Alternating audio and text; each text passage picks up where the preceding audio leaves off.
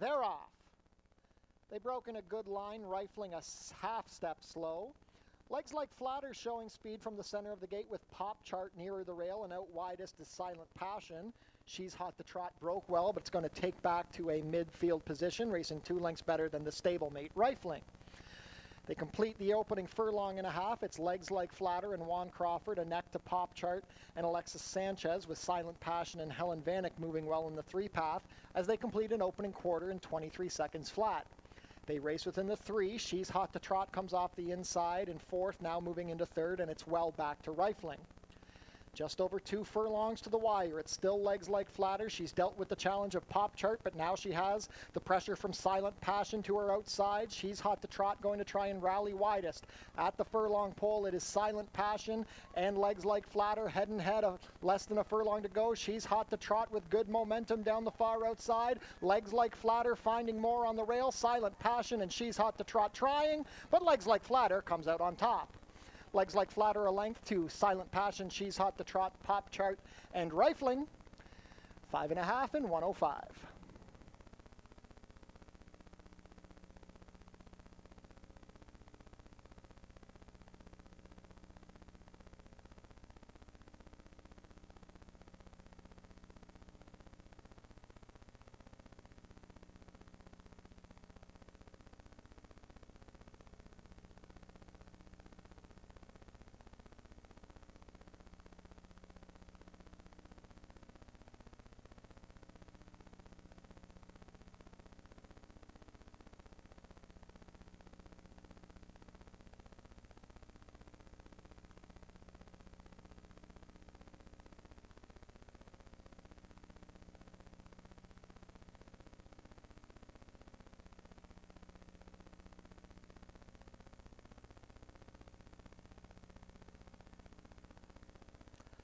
They're off. Nicole's Song hustled out of the gate, but Super Cop showing the most speed from the far outside. Last Glimmer and Seguiria race side by side behind the dueling leaders, and the early trailer is Me Tormenta. The battle ensues on the lead. It is Super Cop and Juan Crawford ahead to Nicole's Song and Deshaun Gaskin. These two have sprinted 4 lengths clear of Last Glimmer and Praven Badri, racing on the inside of Seguiria with Leo Salas, then 2 more to Me Tormenta with Chad Lee. 22 and 4 for the opening quarter. They race into the turn with just over 3 furlongs to the wire, and it is Super Cop and Juan Crawford moving comfortably and opening up a length on Nicole's Song. Seguiria coming into 3rd on the outside of Last Glimmer, and Me Tormenta still at the back. 2 furlongs to travel. It's Super Cop on top by 2. The half was 46 and 2. Nicole's Song comes off the inside. It's well back to Last Glimmer and Seguiria with Me Tormenta in the green blinkers down the far outside. Super Cop moving well on the front end. The lead is 4. Nicole's Song trying down the outside but spinning her tires. Me Tormenta rallying late, but this is an easy front end win. Juan Crawford takes the early double. Super Cop wins by 5.5. Tight for second. I think Nicole's Song held off Me Tormenta, then Last Glimmer and Seguiria. 112 flat.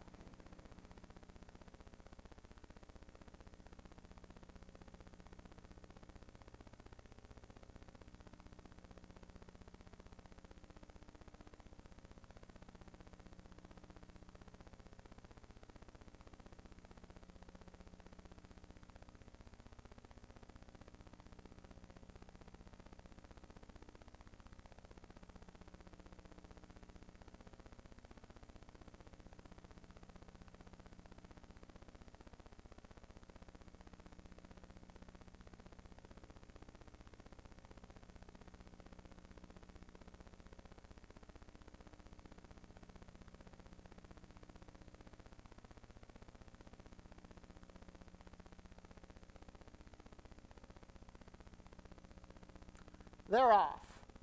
Stumbling at the start, Dodester, heavy like a Chevy, came out like a rocket, already 2 lengths clear with 4 Breach Friends. Second on the outside, Lumberyard is 3rd. They're well strung out early.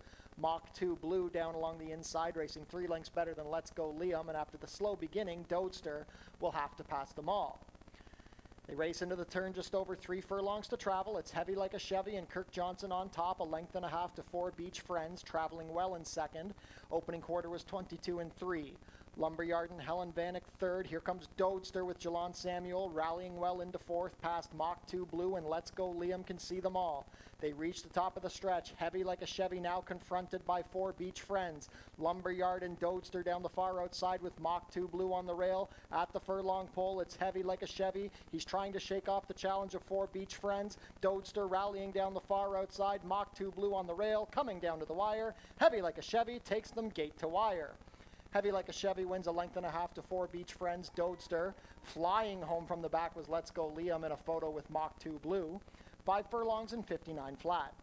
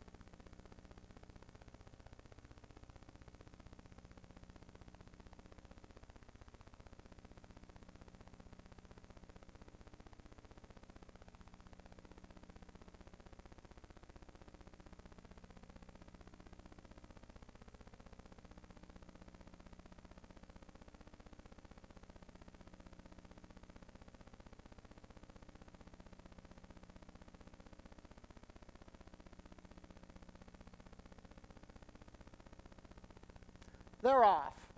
Slow to begin was one of the first timers, Waiting on Griffith. Speed towards the inside for Jagger Dude and Hard Performer. Silent Morton Whiskey Tango Disco races a pair early, wide on the course. Solo Surging falling back. Waiting on Griffith has recovered. He's in 5th now, and the trailer is Reporter. They race within the half. It's Jagger Dude and Chad Lee, a length to Hard Performer and Jalon Samuel, a gap of 4 to Silent Mort with Helen Vanek as they complete the opening quarter in 22-2. Whiskey Tango Disco, Kirk Johnson has found his way to the rail, 3 lengths better than the pair of Reporter and Waiting on Griffith. Solo Surging yet to tack on. Well strung out midway round the turn, they reach the quarter pole. It's Jagger Dude and Hard Performer who comes under some urging. These two are still 5 lengths clear of Silent Mort.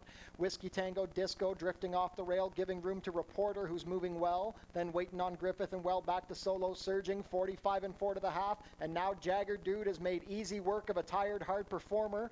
Late rally from Silent Mort, but this is an easy front end score. Chad Lee and Jagger Dude. Geared down to win by 5. Hard Performer held second from Silent Mort, then Reporter, 5.5 and 105-1.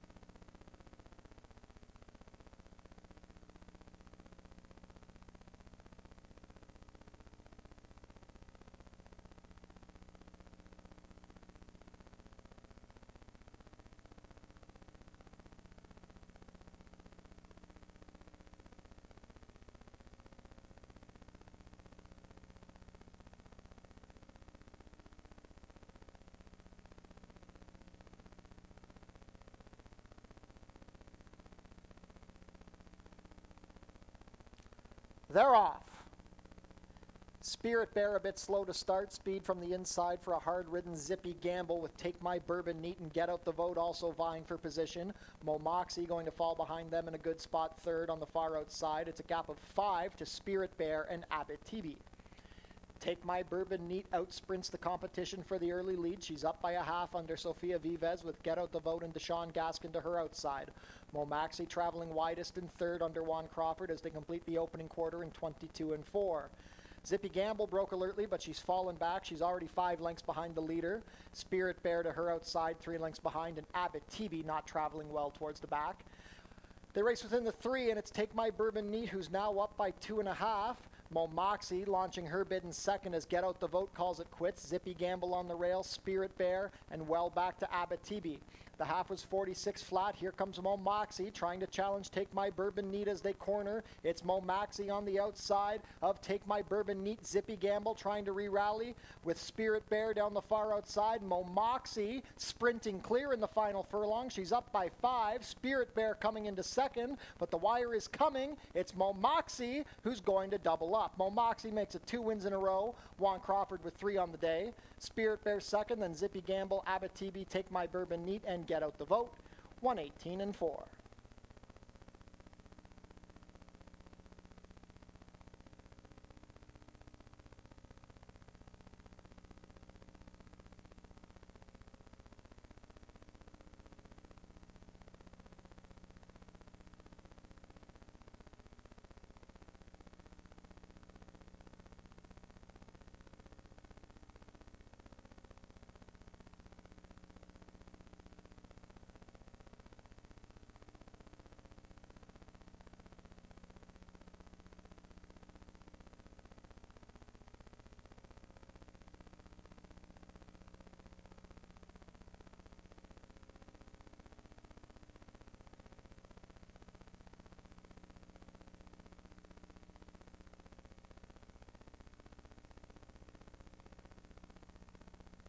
They're off. 50 BMG out well towards the inside with Stylish Gent also ridden for some speed. Pat's Gamble racing forwardly in third. Ghost Hero skipping up the inside to look for position in mid-pack, racing 2 lengths better than Lasting Silence. The early trailer is Le Grand Garçon. Stylish Gent rushes up the outside and puts the neck in front of 50 BMG. These two, they've already opened up 5 lengths as they rocket down the backstretch.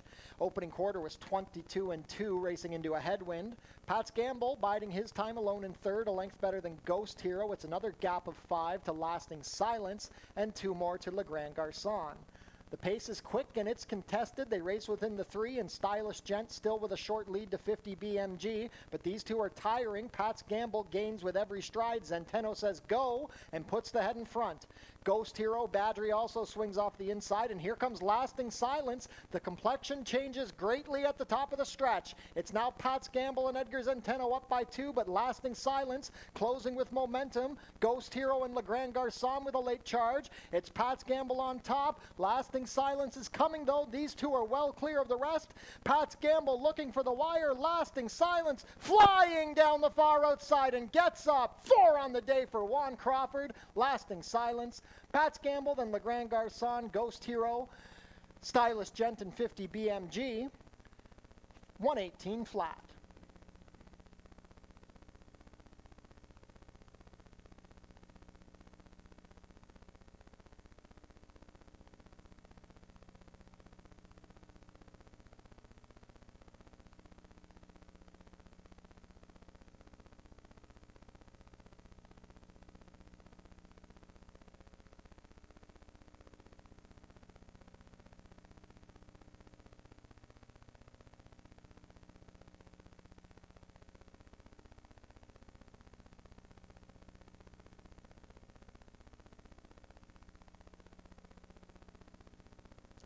They're off. Blazing Damsel out a bit slowly, having to steady in a bit tight. Speed from the outside for Seeking Title ready with Dancin' Mary Marie. Blues Mommy also forward with Charlita out wide. Blazing Damsel making a rush up the inside to apply some early pressure. Alone in mid-pack is Our Lily, racing 2 lengths better than Frederica's Rose, and Ready as a Breeze will have to pass them all. They reached the half. The opening quarter was 22-2, and after a slow beginning, Blazing Damsel, Juan Crawford looking for his 5th on the day, is battling with Seeking Title ready. These two head-and-head open up 4 lengths on Dancin' Mary Marie. Then we have a trio of Our Lily, who's passing Blues Mommy and Charlita out wide. Frederica's Rose is 7th, and Ready as a Breeze still at the back. 2 furlongs left to travel. Seeking Title ready drops the anchor, and that leaves Blazing Damsel 4 lengths clear as they reach the head of the lane. Dancin' Mary Marie comes off the inside with Our Lily, rallying well in the blue cheek pieces. Our Lily and Zerrell Ford. Dancin' Mary Marie and Deshaun Bino. They're trying to reel in Blazing Damsel. 16th to go. Our Lily puts the head in front. Dancin' Mary Marie is trying, but Our Lily finishing too well. Our Lily goes on to score. Our Lillian Zeril Ford, a length and 3/4 to Dancin' Mary Marie, Blazing Damsel, Frederica's Rose, Blues Mommy, Ready as a Breeze, Charlita, and Seeking Title Ready. 6 furlongs and 112 and 2.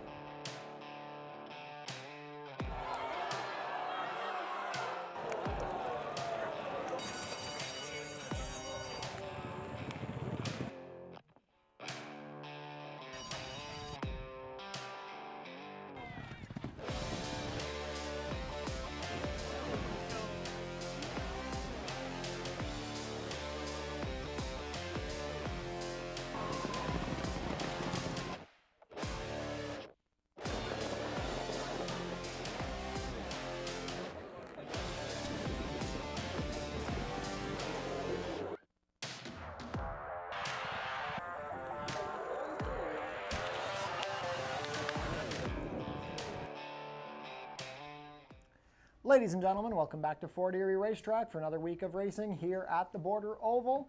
We've got a warm Monday card today. It's 27 degrees Celsius, 81 Fahrenheit. Outside right now, there is a nice breeze at 10 miles per hour, cooling things off coming out of the west. So that's a headwind down the backstretch. The main track is fast and the turf is firm today with the rail out 12 feet, with the first of 6 coming up in 29 minutes. Visit our website, fortierieracing.com, for information about everything going on here at the track. Tune into the pre-race show for info about the track conditions, scratches and changes, handicapping, and info about upcoming races and events. Racing is back tomorrow at Fort Erie. Post time will be 4:30. And a reminder, we had to reschedule last week's concert from Almost Cool, so if you're coming out tomorrow, stick around. Almost Cool will be on stage. Dog races return on Monday, August 3rd. The Basset Hound and Corgi races make their return to Fort Erie Racetrack. And also on August 3rd, the Wiener Dog champion Frank will be returning for the Battle of the Breeds Championship. Be sure to come out for Fort Foodie Fest Sunday, August 30th. Post time will be 12:15. This year's Fort Foodie Fest sponsored by TELUS Pure Fiber Internet. The 91st running of the Prince of Wales Stakes takes place on Labor Day, September 7th. And returning this year for Prince of Wales is the fashion contest.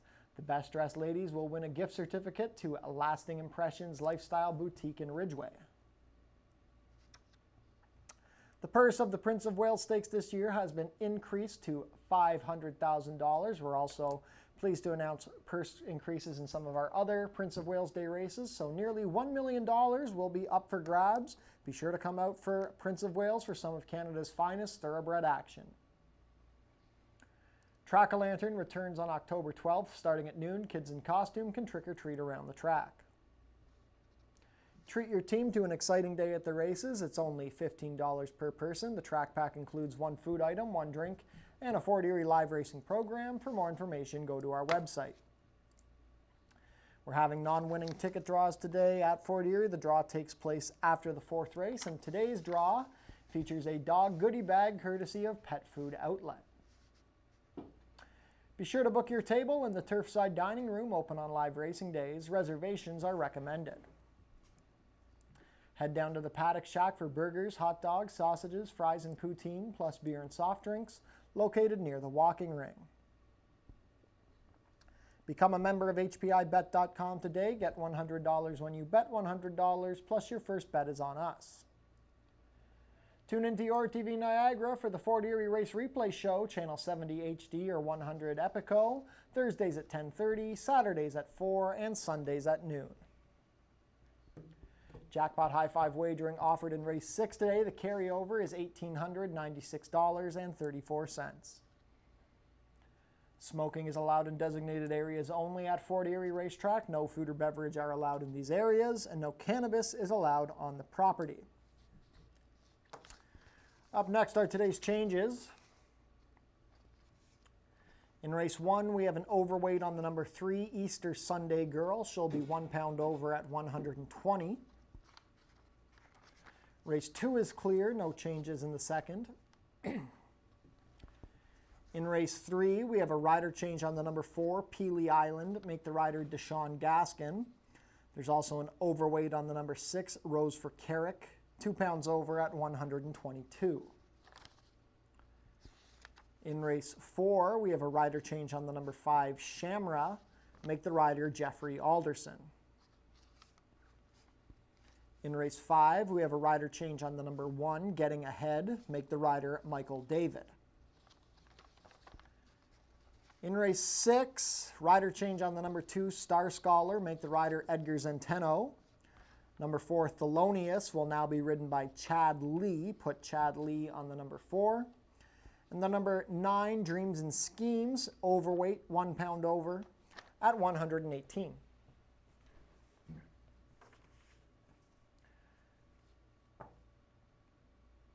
Fast and firm for a 6-race program today here at Fort Erie. Let's take a look at our selections on today's card. Race 1 is a 4,000 claimer for 3-year-olds and up which have never won 3. 6 furlongs the distance, $4,000 the claiming tag. Going to sprint 6 furlongs to kick off the early pick 4. And we've got a big class dropper here on the inside. The number 1, Lawn Rose Gamble. Emil Ramsamy riding for Mike Cohen and Lincoln Rodhay. Lawn Rose Gamble ran an okay race to be 3rd in an allowance race on July 12th, beaten by Globetrotting, missing place by a half length that day. Definitely his best effort of the year so far. He's definitely at his best on the dirt. His synthetic races at Woodbine earlier this season were nothing to write home about. Last year was beaten ahead in the 5,000 non-winners of 3 on October 20th. So I definitely think getting the drop in for 4,000 should be enough to get Lawn Rose Gamble back to the winner's circle. Number 2, Kentucky Bill made his Fort Erie debut on July 6th and with a bit of a flat 4th. He's had some time down here now in the Dan Wills barn, had a breeze over the dirt in 50-4 on July 21st. I think this horse is better than his last race. He was 4th, beaten 7 lengths. I think we'll see a step forward here. We've got Kirk Johnson in the saddle looking for his 10th win of the meet. Then the number 4, Boston Bay, makes his seasonal debut here. 0 for 11 in 2025, but he hit the top 3 in 9 of those 11 starts. He's just a reliable horse on either surface, dirt or turf. Might need a start off the layoff. We'll see how he fires with Helen Vanek riding for trainer Jimmy Goldenberg. Race 2 is a 62.50 claimer for 3-year-olds and up, which haven't won a race this year or never won 4. 6.5 furlongs the distance. This race kicks off the pick 5 on today's card. I've gone to the inside. Number 1, Fairway to Heaven. Chad Lee getting good results here, getting a few wins in recent weeks. He'll be riding this one for trainer Steve Cathcart. Fairway to Heaven getting class relief. He ran a good 3rd in a starter optional 10 behind Rise My Guy, who's won 2 in a row. Before that was a good 4th behind Mad Dog and Joe and Lasting Silence, probably 2 of the best turf horses on the grounds this year. And he had a very troubled trip, was much the best when he ran 2nd at Woodbine on June 12th, the day he was claimed. This is a horse who's racing well, getting in for 62.50, clearly likes the dirt. I think he'll be tough to beat here. This is a good group of horses, though. I shouldn't count anybody out. The number 3, Attestation, has been having a good season. He was 3rd at this level on July 12th behind the speedy Forest Flash and Cantucci. 1 for 5,000 3 starts ago. Again, he's been picking up checks every start this year. Deshaun Gaskin rides for Joe Humber. Then the number 5, Kitty Holiday, owned and trained by John Sims. Dropping back in for the price he was taken for. He's been 3rd and 4th in his 2 starts for the Sims barn, 2 lengths behind Fairway to Heaven last time. Gets back in for 6,000 and has a chance to get back to the winner's circle. This is not a bad horse. He's better than his last couple efforts. Should be good enough to win for 6. We'll see him find the winner's circle at some point this year. Moving on to race 3, it's our first turf race of the day. It's a maiden allowance for the 3-year-olds and up, going about 7 furlongs. Late pick 4 wager starts here. Field of 6. Going to go the circuit of the turf course. I've gone to the number 3, Mulmer. Leo Salez riding for Roy Augustino. Mulmer, I thought, ran a pretty good race in his first start of the year on June 14th. He was 3rd behind speedy Heavy Like a Chevy, who we saw come back to win again last week. And I don't think Mulmer wants a 5 furlong. I think the added distance will be good for him. He was entered on June 29th, but got antsy behind the gate, got loose, and had to be scratched. I think that bad behavior was caused by another horse who kind of set off a chain reaction. I don't think we'll see another rowdy performance behind the gate for Mulmer, so fingers crossed. Also take note that last time he raced with no hind shoes. He is listed to race with all shoes on, and I think that should be a benefit. Number 5, Wood Glen Court has been racing well. Ran a good 3rd behind Sunset Skippy and Speedy Connection on the turf on June 29th. Then came back and ran a distant 2nd on the dirt behind Speedy Connection. He seems to be doing well here in Fort Erie. He's raced well on both surfaces. Edgar Zenteno clearly gets along with him, and I think this trainee of the Bill McMahon barn is one of the main contenders here. Then the number 2, Galileo Street, a first-time starter for Dan Wills, co-owned by breeder John Carey. This one is by Bond Street, who's one of the newer sires to Ontario. The Bond Streets really seem to thrive with distance. They're kind of plodding long-distance horses. 7 furlongs, probably a good starting point for him. He's probably going to want longer down the road. Unfortunately, here at Fort Erie, for the most part, you get about 7 furlongs on the turf. You don't get a ton of opportunities to go a mile or a mile and a 16th. You definitely never get to go out 3 turns a mile 3/8. So Galileo Street might be one to watch as a first-time starter here. We'll see what he shows. But I think the 2 turns on the turf is probably the best spot you're going to get for him here at Fort Erie.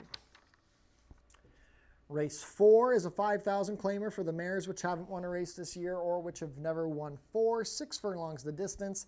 Kicks off the final pick 3 of the day.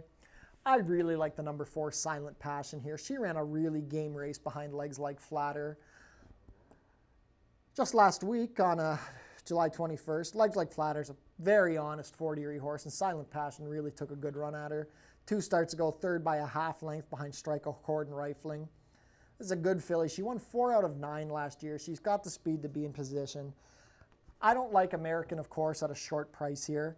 I know she was a pretty easy winner, but she's a tough horse to really love for back-to-back wins, especially because the Icon and Adamo horses really take money. So I like Silent Passion here. American, of course, obviously going to be a popular choice. Luis Reyes riding for Tony Adamo. They teamed up for a win on July 6th. Now we've got to see if she can do it again. She's 9 years old. She doesn't make a ton of starts. She gets beat at short prices here and there. Could she win again? Absolutely. She's got the speed, and these are good connections, but do I want to trust her on a 7-5 morning line quote? No. Number 5, Shamra will be making her Fort Erie debut and now moving to the barn of Steve Cathcart. This was a private sale. This one was previously based at Woodbine with Phil Hall. Jeffrey Alderson picking up the mount. As we wish Juan Crawford a speedy recovery. He had a bit of a spill at Woodbine last Thursday. Should be back with us hopefully sooner rather than later. Shamra had some okay efforts at Woodbine last year. This year she struggled a bit. But I like her getting back to the dirt. She had success in, claiming races in Vancouver before she arrived at Woodbine. And I think getting back to the dirt will do well for this daughter of Lent. So we'll see if she can turn things around at a price with the switch back to a dirt sprint. Race 5 is a 5-furlong sprint. It's a 6250 claimers for the mares which haven't won a race this year or which have never won 4. Late double starts here, field of 6.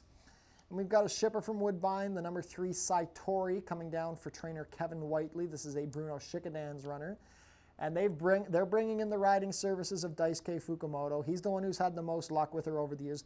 This is a quirky filly. She's very fast out of the gate, but she really gets tired and she drifts out badly in the stretch.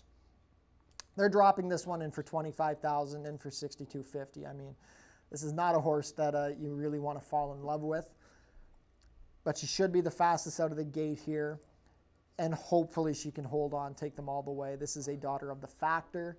Should be fine on the dirt. Number 2, Van Du has been racing well for Joe Humber and Joy Elkins. Edgar Zenteno will be riding again. She ran a good third behind Because and Ash Carnelli in a starter optional 10 last time. 2 starts ago on June 29th. Ran a good second for $8,000. Now drops in for $62.50. She's been picking up checks and should be in a spot where if Saitori can't finish the job, Van Du should be in position to pick up the pieces. Then the number 4, Bridge to Nowhere, making her seasonal debut here. They claimed this one for $5,000 in December of 2024. Got her to the races in May 27th last year, early in the season. She ran a good second behind Traves, who was the best mare on the grounds last year. And then she went to the sidelines. So now she returned. She's had a few breezes. Deshaun Gaskin, a regular rider for Joe Humber and Tessa Pissarro. Probably going to need a start off the bench off of just 3 breezes, but hopefully she returns in good order. Could pick up a check. 10-1 morning line. Doesn't look bad on Bridge to Nowhere. Last race of the day, race 6 is a 10,000 claimer. 3-year-olds and up which haven't won a race this year or which have never won 4. We're going to go about 1 mile on the turf, stretching things out a little longer for the Jackpot High 5. And we've got a nice field of 10. A couple coming down from Woodbine. I've gone to the number 8, Sailor's Passion, coming down for Debbie Rhombus. Jose Campos named her ride. Sailor's Passion just getting such big class relief here. Last time he was 8th in a 10-horse field for $25,000 at Woodbine behind El Kabong, See My Meister, Mason's Gamble. This is just huge class relief for Sailor's Passion. He has been down here at Fort Erie in the past and he's had success. Just last year he was a winner for $25,000. I hope this class relief is enough to get this gelding back to the winner's circle for Debbie Rhombus, who's having a solid season up at Woodbine. Number 7, Quiet Intent. I like him a lot in this spot. I thought he ran great on July 6th in his Fort Erie debut. Really flew home to be beaten ahead by Star Scholar. Luis Reyes riding this one for owner-trainer Tino Attard. Looks as good as anybody here. And then the top choice of Ashley Mayu, and definitely a logical one, is the number 2 Star Scholar, who got his first win of the season over Quiet Intent on July 6th. He was very game in that stretch battle, held off the late charge of Quiet Intent. His last turf start before that was June 7th, where he was 3rd behind J.P. Hellish and Mannix. He was good here at Fort Erie last year. He got a couple of wins, 4 seconds and 11 starts. Like, he raced well. I think he's taken a step forward this year. I've really liked his races. Even his 3rd in the long-run Thoroughbred Retirement Stakes, where he was a distant 3rd behind Garofoli and Pat's Gamble. Those are 2 really good dirt sprinters, and I think Star Scholar is definitely a better 2-turn turf horse than he is a dirt sprinter.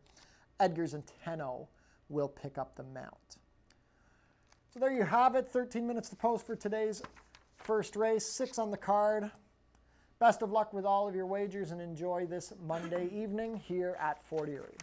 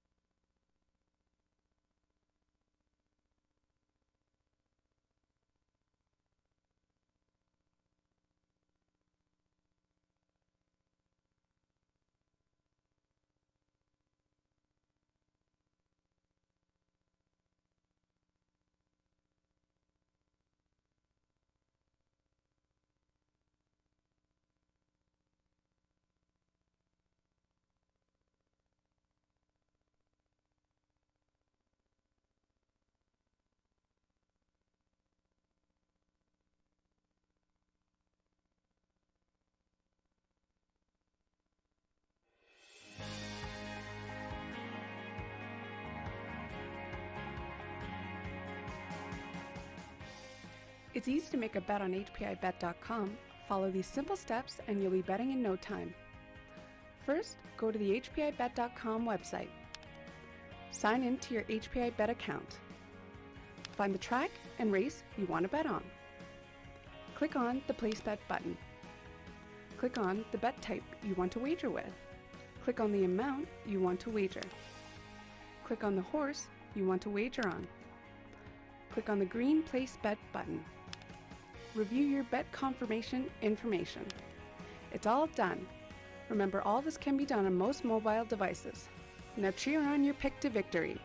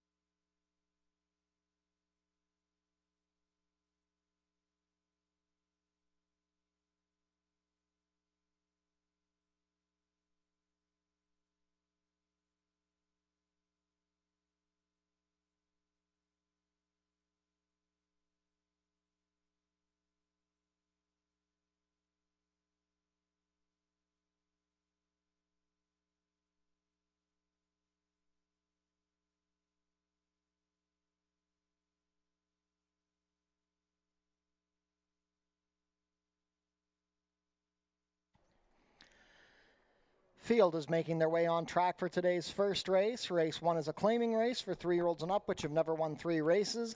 Going for a claiming price of $4,000, traveling a distance of 6 furlongs, competing for a purse of $18,750.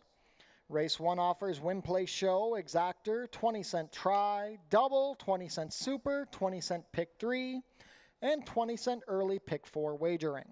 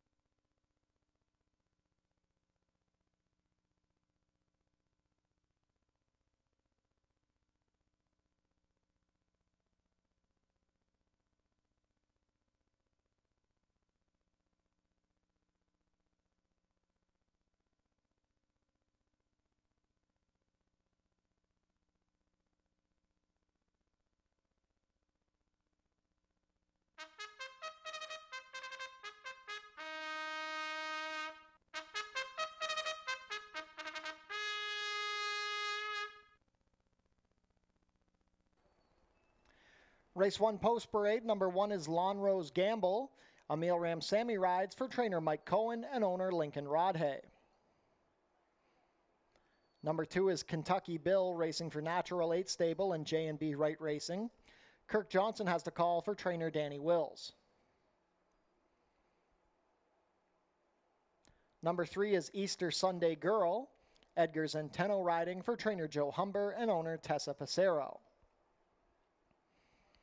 Ascot Stud owns the number 4, Boston Bay. Helen Vanek rides for trainer Jimmy Goldenberg. Completing the field, number 5, Magical Champagne. Alexis Sanchez pilots for trainer Steve Cathcart and owner Candice Warwick. 3 minutes to post for race 1. Early pick 4 wagering kicks off here.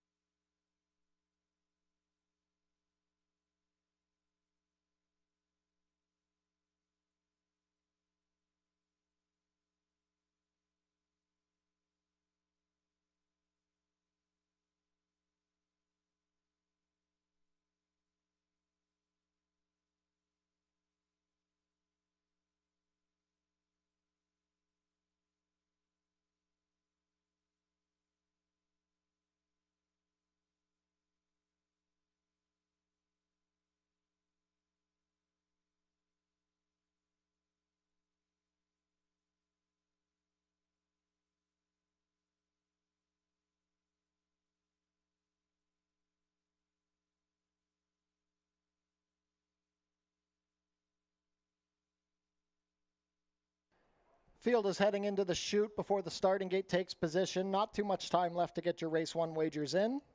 7-5 favorite is the number 1 Lonrose Gamble. 3-1 support on Easter Sunday Girl and Boston Bay. This race kicks off the early pick 4 today. First of 6 at Fort Erie. Get those wagers in.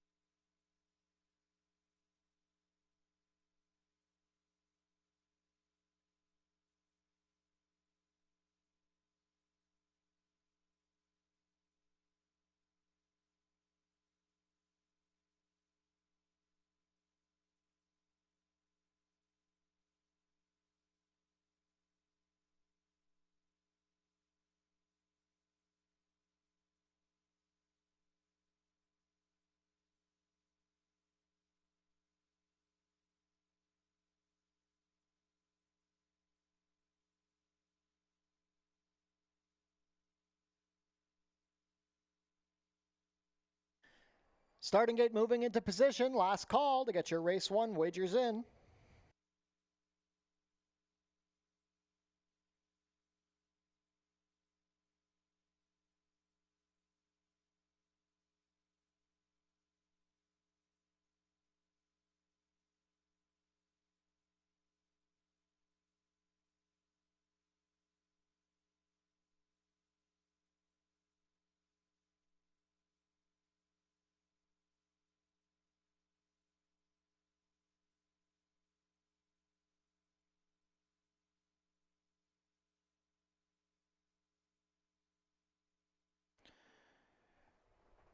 Race 1 field is behind the starting gate. It is now post time. Lonrose Gamble still the slight favorite at 9-5. Goes in under Emil Ramsamy. Kentucky Bill and Kirk Johnson. The Mare, Easter Sunday Girl with Edgar Zenteno. Boston Bay makes his first start of the year under Helen Vanek. Last in will be Magical Champagne and Alexis Sanchez. All set. They're off. A good beginning, Magical Champagne showing speed from the outside with Boston Bay. Kentucky Bill racing as a pair with Easter Sunday Girl now vying for the lead under a ride. Taking back early and trailing the quartet is Lonrose Gamble. A dueling quartet up front. It's Kentucky Bill and Kirk Johnson up a half length now to Easter Sunday Girl and Edgar Zenteno. Boston Bay with Helen Vanek third and Magical Champagne widest under Alexis Sanchez with Lonrose Gamble tracking these 4 intently. They race into the turn. The opening quarter was 22-2, and there's 3 furlongs to travel. Kentucky Bill now opens up 2 on Easter Sunday Girl. Ramsamy sending Lonrose Gamble up the inside, moving well with Boston Bay and Magical Champagne. With just over 2 furlongs to travel, it's Kentucky Bill still moving easily on the front end. Lonrose Gamble has come into second as they complete the half in 45-4, still with 4 lengths to make up on Kentucky Bill. Magical Champagne, Easter Sunday Girl, and Boston Bay at the back as a trio. Kentucky Bill striding well within the furlong pole. Lonrose Gamble trying to close the margin, but he still has 5 lengths to make up, and he's not going to make a dent on Kentucky Bill. Kentucky Bill and Kirk Johnson take the opener by 3 over Lonrose Gamble, Boston Bay, Magical Champagne, and Easter Sunday Girl. 6 furlongs in 1:11-1.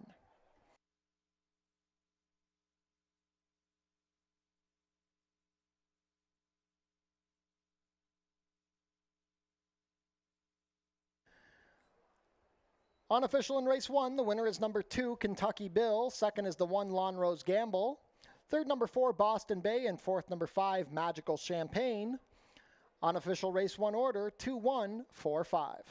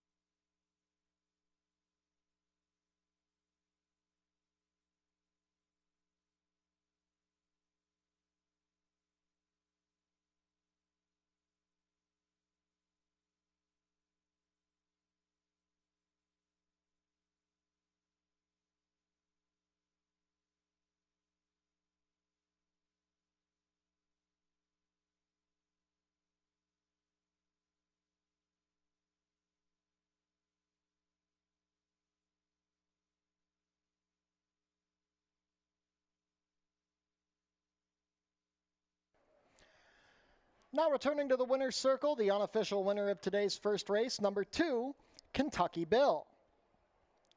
Kentucky Bill is a 3-year-old chestnut gelding by Frosted out of Rags to Rainbow, bred here in Ontario by Sean Fitzhenry. Kirk Johnson with the winning ride. Kentucky Bill is trained by Danny Wills for Natural 8 Stable and J&B Wright Racing. Third lifetime win for Kentucky Bill, who was sent to the front and held safely at the wire, completing the 6 furlongs in a winning time of 1:11.1. Congratulations to the connections of Kentucky Bill. Hold all tickets until race 1 is made official.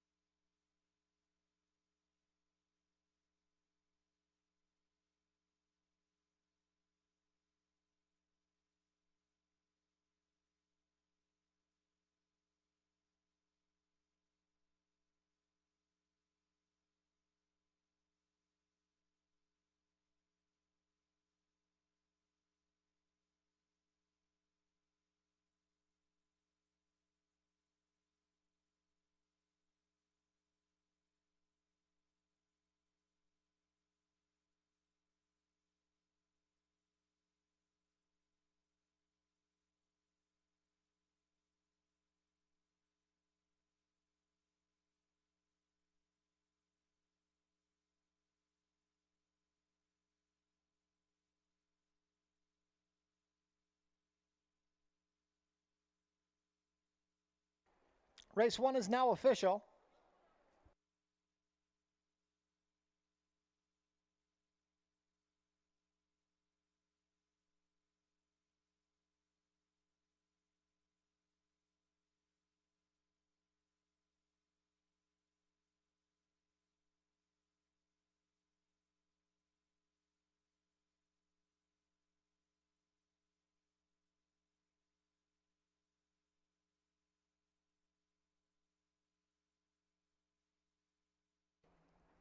Prices are up. Kentucky Bill returns $13.60 to win, $5.40 and $3.30. Second, number 1, Lawn Rose Gamble, $2.50 to place, $2.10. Third, number 4, Boston Bay, $2.50 to show. $2 exacta, $2.1, $31.20. The $1 try, $2.14, $34.95. $1 super, $2.145, $61.60.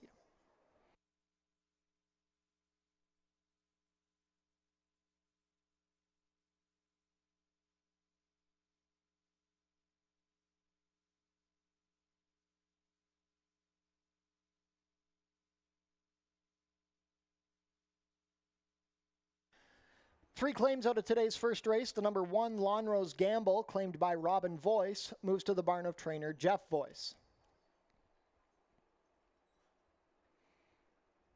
Number 3, Easter Sunday Girl, was claimed by the partnership of Sharon Chicato, Lori Parsons, and Jeff Mansell, moves to the barn of trainer Sharon Chicato.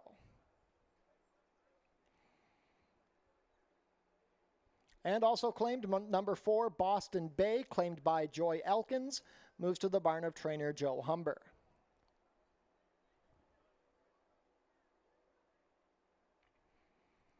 Race 2 coming up in 18 minutes. There are no changes.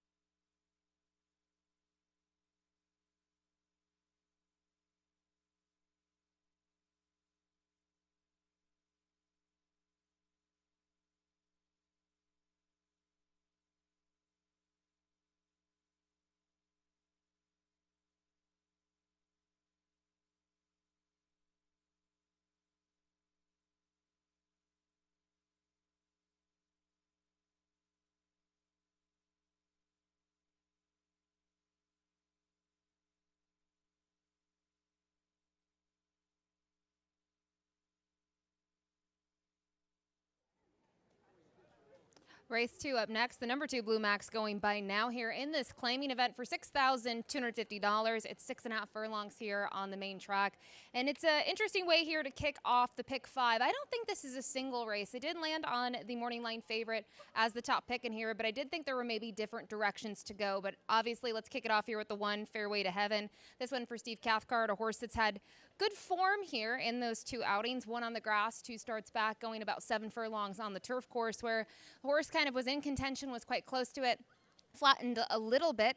Then they got this one on the dirt at 6 furlongs, so cut back to a 1-turn distance, returned to the dirt for the first time since when? Gulfstream Park earlier in the career, and overall was 3rd best in there. But you look at the top 2 in that starter optional claimer event, I mean, just better horses than today. Rise My Guy, Have to Reload, really formidable foes in that spot. So I think this is the right spot today. Drops in for a lower claiming price and does draw the inside and has a fair bit of speed. So I don't think they're going to get necessarily cute with this one. Should be quite forward, even though there is other speed in the race. Now, looking at some others, the number 5, Kitty Holiday, kind of the opposite of that. He's going to be your closer in here. He tries to roll from off of it. He exits that same race as the 1 Fairway to Heaven, where he tried to make an impression late. He was just 4th best. He had so much work to do, though, and I don't think it fared very well for him that day. But go back. I know so far this year he's 0 for 4 and a horse that was just 1 for 11, but he's typically picking up the pieces, and in some of his races he's just faced tougher. So another one where I find himself to be kind of in a softer spot. I do wonder, though, if there's enough speed on paper. And, you know, I mentioned it. The 1 has speed. I think Blue Max wants to show a little bit of early foot as well. And, you know, if they hook up early, Kitty Holiday here could come flying. But finally, the 2 Blue Max, he made his return here to Fort Erie after having a couple of months off, and for him, I feel like the time off probably did him well. He had a very good campaign at Mahoning Valley where he was able to find the winner's circle several times, and the track can be deeper. You can see a lot of off tracks for him as well. And I just think with the way the track played and his return and where he was drawn, it didn't work out for him. So I think here, second off the freshening, he should be a little bit more fit. I like that he's drawn in between horses and can maybe make, you know, this count in here. I do think he's going to be forwardly placed. So it's really going to come down to him and Fairway to Heaven, I think, to set these early fractions and see if it sets up for a closer. But I do think the 1 Fairway to Heaven off that last performance is the horse to beat. Good luck.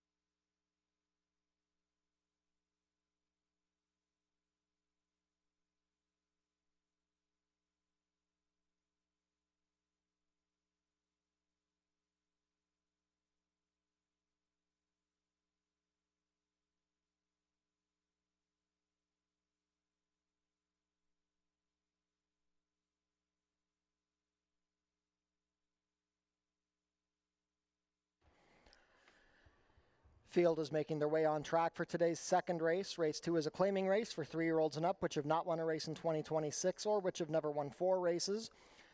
Going for a claiming price of $62.50 down to $6,000, traveling a distance of 6½ furlongs, competing for a purse of $24,375.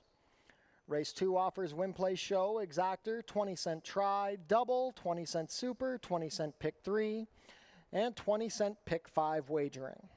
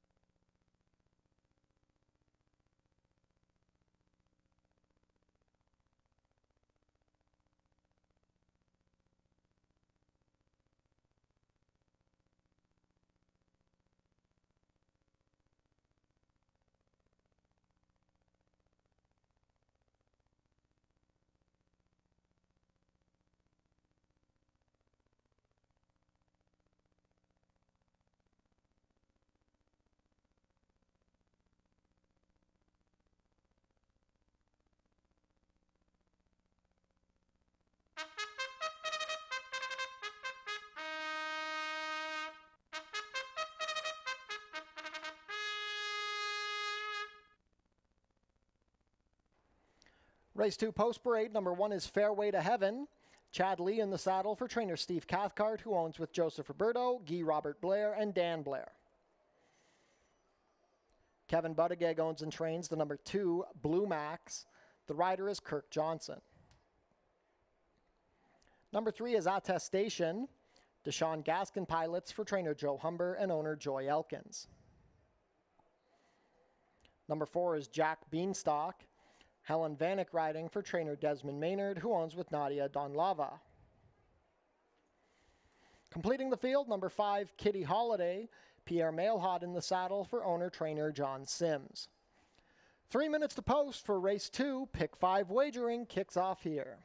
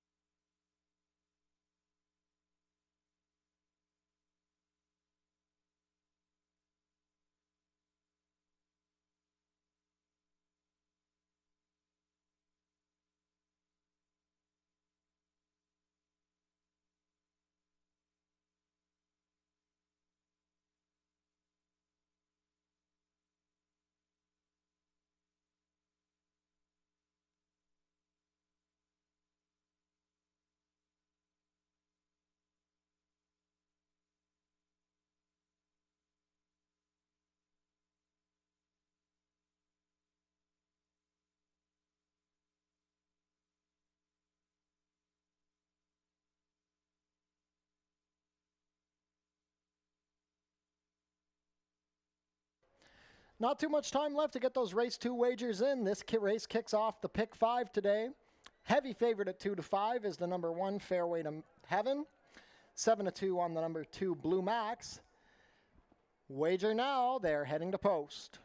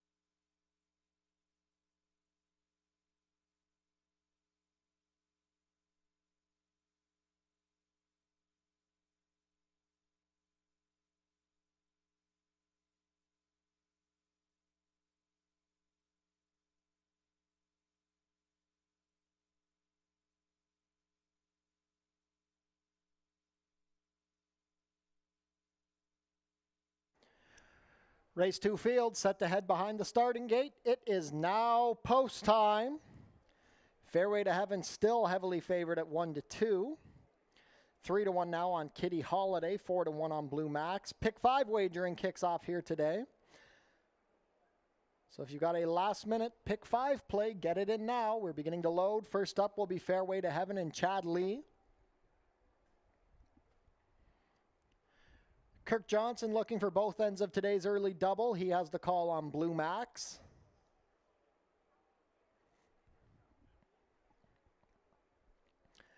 Attestation, the son of American Pharaoh under Deshaun Gaskin. Jack Beanstalk making his seasonal debut under Helen Vanek. Last in will be Kitty Holiday and Pierre Mailhot. All set. They're off.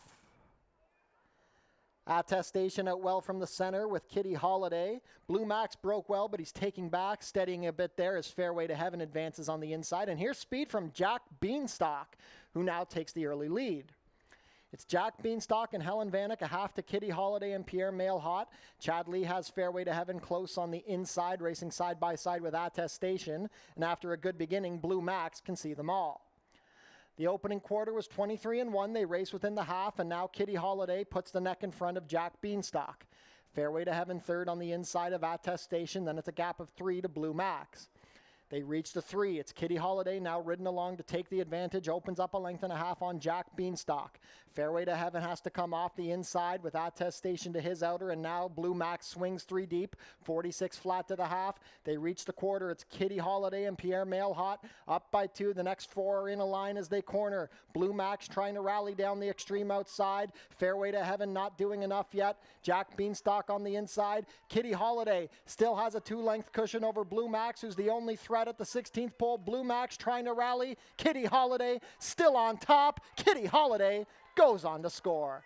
Kitty Holiday by 2 over Blue Max, then Fairway to Heaven, Attestation, and Jack Beanstalk, 117-3.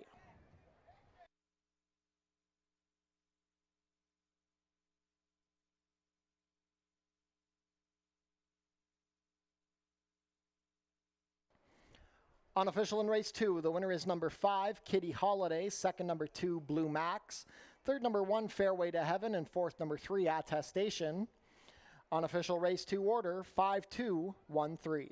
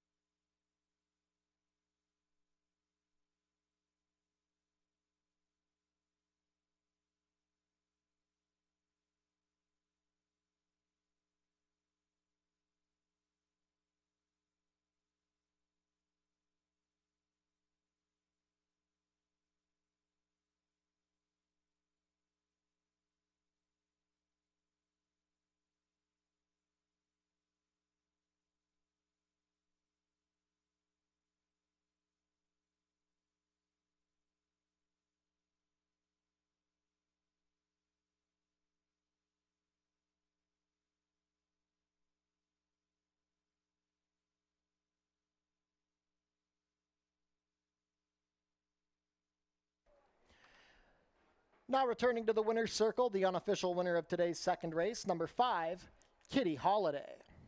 Kitty Holiday is a 7-year-old bay gelding by Amy's Holiday out of Kids Collection, bred here in Ontario by Tall Oaks Farm. Ridden to victory today by Pierre Mailhot, Kitty Holiday is owned and trained by John Sims. First win of the season for Kitty Holiday, his 8th lifetime win in 53 starts. Holding safe at the wire to complete the 6.5 furlongs in a winning time of 1:17 and 3. Congratulations to the connections of Kitty Holiday. Hold all tickets until race 2 is made official.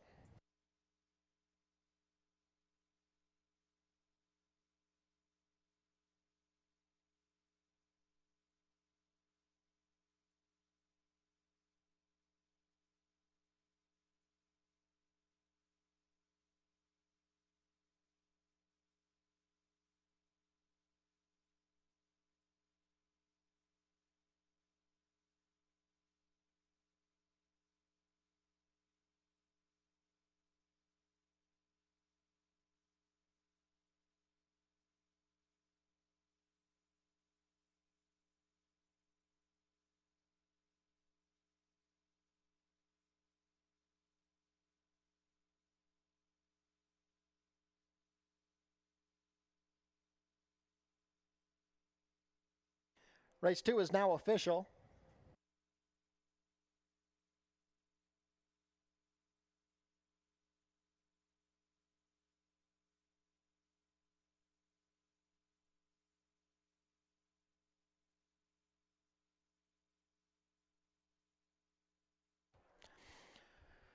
Prices are up. Kitty Holiday returns $5.90 to win, $4.10 and $2.10. Second, number 2, Blue Max, $6.80 to place, $2.80. Third, number 1, Fairway to Heaven, $2.10 to show. $2 exacta, $5.2, $39.10. The $1 try, $5.21, $31.50. $1 super, $5.213, $49.50. And the $2 double, $2.5, $113.40.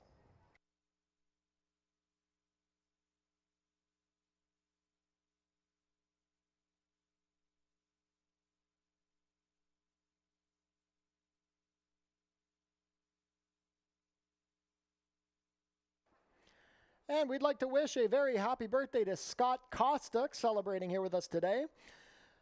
Happy birthday, Scott. We love you. Hope you win lots today from all of your friends and family here at Fort Erie Racetrack.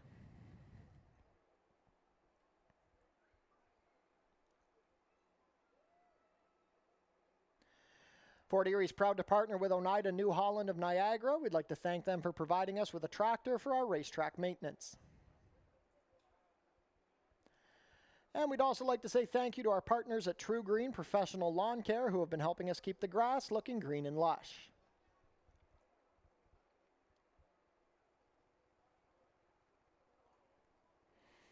Race 3 changes, a rider change on the number 4, Peely Island, to make the rider Deshaun Gaskin. Overweight on the number 6, Rose for Carrick, 2 pounds over at 122. 18 minutes to post for race 3.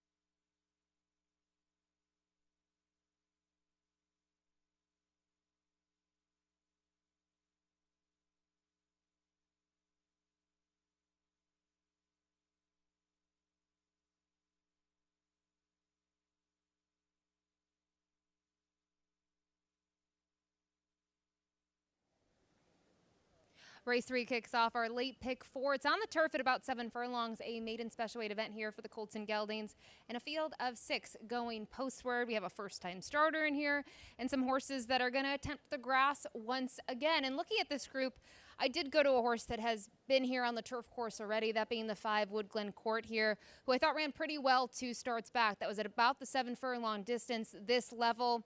Just tracked it there, third throughout. Sunset Skippy was a nice winner that day.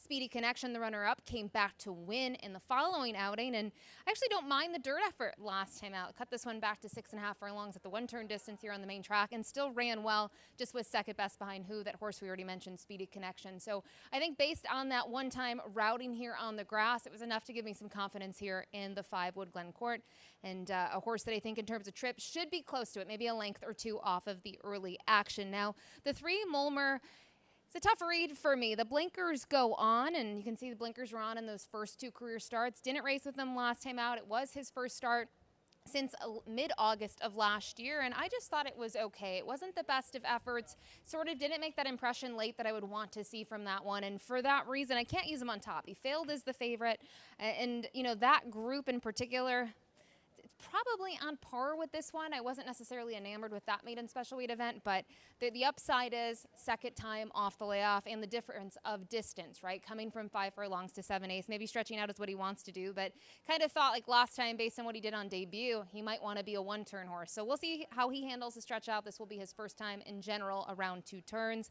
And then finally for me was torn between the 2 Galileo Street and the 4 Pelee Island. When I looked at Galileo Street, he's the fresh face, right? The new kid on the block. He's a first-time starter by Bond Street. He's a half to one of our local horses here by the name of Forest Flash, who we know is quite speedy on the dirt. It was tough to say what this horse really wants to do. I had a feeling that this horse probably does want to get 2 turns, but thought wait and see might be the better approach. And I thought the price on the morning line of the 4 in here, Pelee Island, was interesting. This is a horse that was 3rd last time out in his first start this year, and it was on the dirt. It was sprinting. I get that, but that group, not the toughest, but I just felt like based on pedigree being by Heart to Heart, who does very well with the turf routers, 15%. When you kind of look at his numbers in general, he's very good with horses routing. Doesn't matter the surface.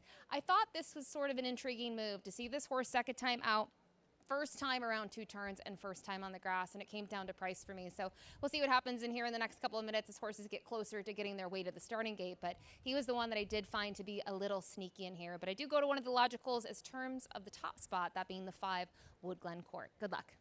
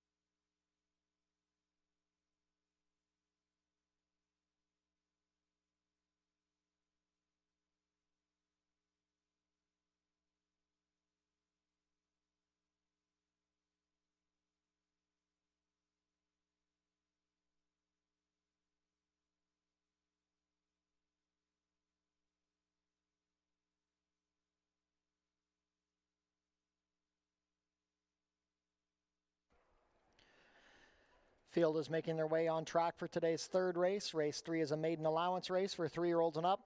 Traveling about 7 furlongs over the turf course, competing for a purse of $26,550. Race 3 offers win, play, show, exactor, 20-cent try, double, 20-cent super, 20-cent pick 3, and 20-cent late pick 4 wagering.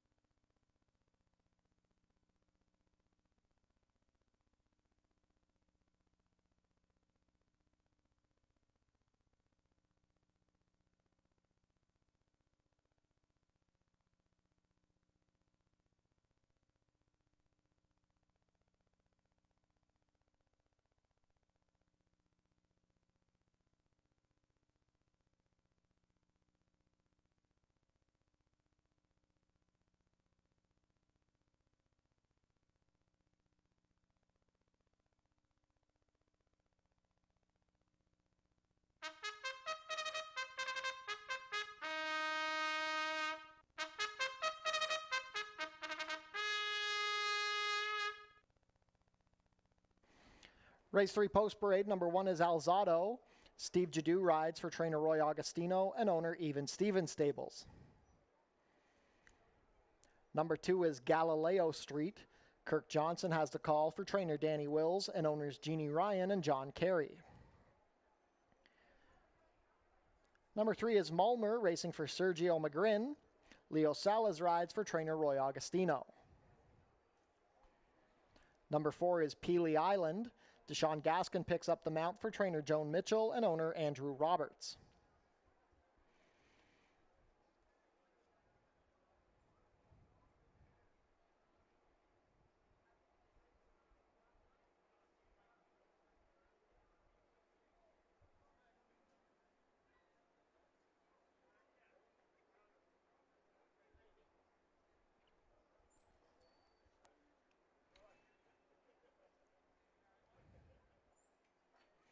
Number 5 is Janelle McMahon's Wood Glen Court.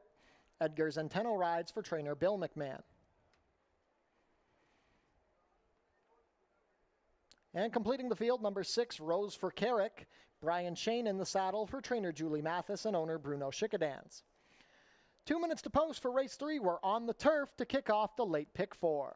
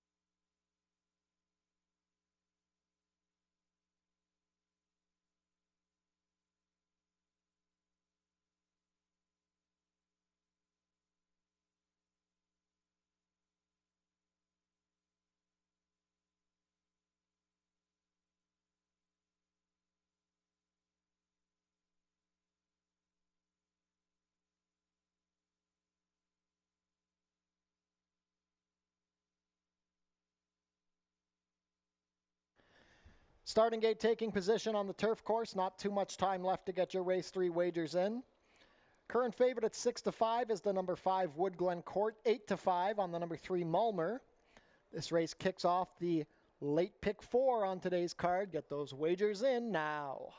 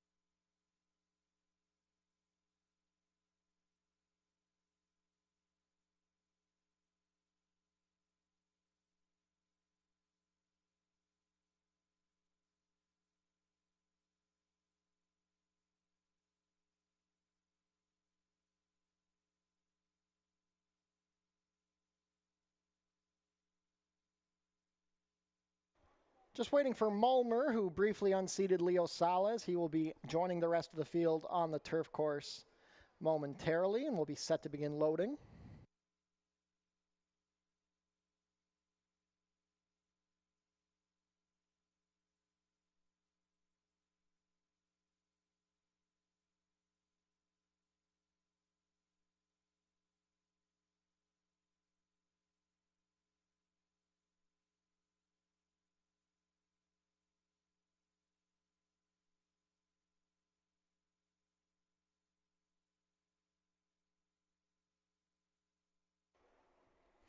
And race 3 field is behind the starting gate. It is now post time.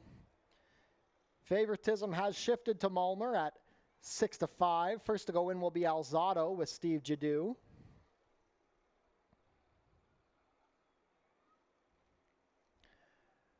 First time starter Galileo Street with Kirk Johnson.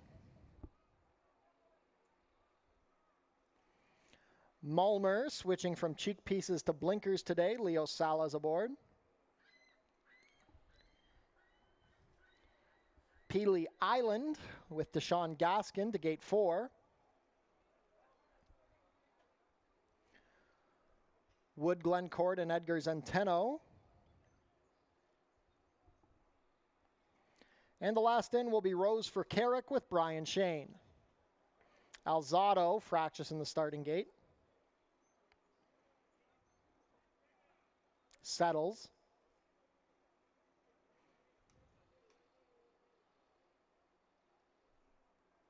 Rose for Carrick goes in. All set. They're off. Alzado broke well from the outside with Wood Glencourt, Peely Island looking to split those foes. That gives Mulmer an opportunity to drop down to a good spot on the inside in 4th, racing a length better than Rose for Carrick, and the early trailer is the first-time starter Galileo Street. 6 furlongs to travel. It's Alzado and Steve Jadu freewheeling on the lead, leading by 2 over Wood Glencourt, a neck better than Peely Island, 3rd on the inside. Rose for Carrick making a rush widest into 4th, almost 3rd, 2 lengths better than Mulmer, and still at the back is Galileo Street. 24 seconds flat for the opening quarter. It's still Alzado, unchallenged on the lead, being tracked by Wood Glencourt, bet down to 6-5. Rose for Carrick is 3 deep. Peely Island biding his time in 4th on the inside. It's another 2.5 to Mulmer, racing in 5th, and Galileo Street still at the back. They race out from the trees and into the far turn, and now the complexion change. Alzado had to hit the brakes as Wood Glencourt and Rose for Carrick dropped in. Peely Island off the inside into 3rd. Mulmer now ridden along by Salas, and Galileo Street trying to wind up from last. At the 2, the half was 47-3. It's now Rose for Carrick, who's not cornering well. That leaves plenty of room up the inside for Wood Glencourt and Peely Island. Galileo Street from last, moving well. Alzado trying to fight back on the inside. But here's Galileo Street. Kirk Johnson take the lead. Alzado trying to re-rally. Rose for Carrick and Peely Island right there. Galileo Street last to first on debut. Kirk Johnson wins 2 on the day. Galileo Street a length. Peely Island, then Rose for Carrick, Alzado, Wood Glencourt, and Mulmer, 128-3.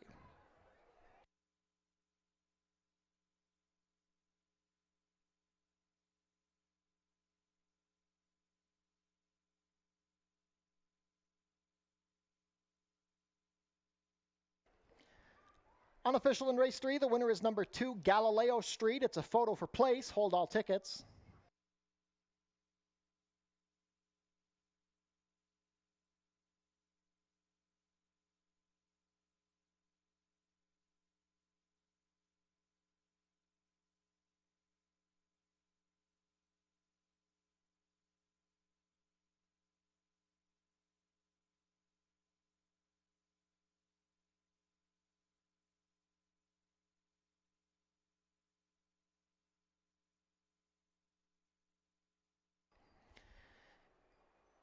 In the place photo, it's the number 4 Peely Island over the number 6 Rose for Carrick. 4th was the number 1 Alzado. Unofficial race 3 order 2-4-6-1.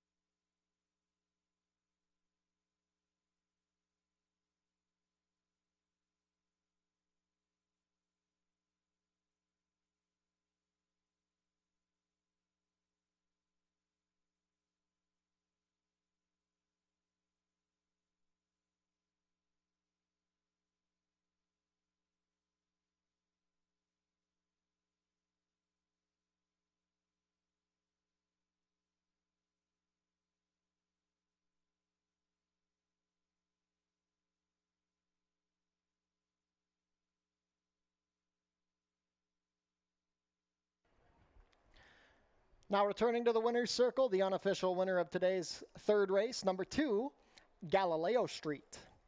Galileo Street is a 3-year-old bay gelding by Bond Street out of Forest Love.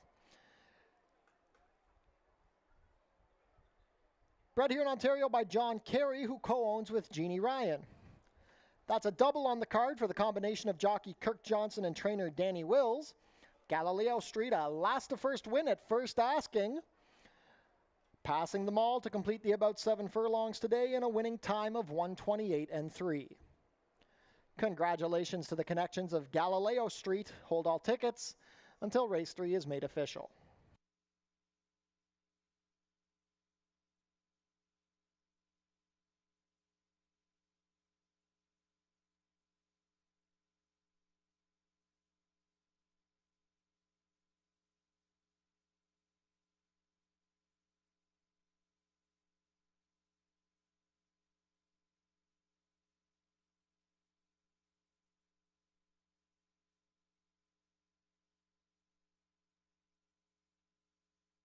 Stewards of Poke.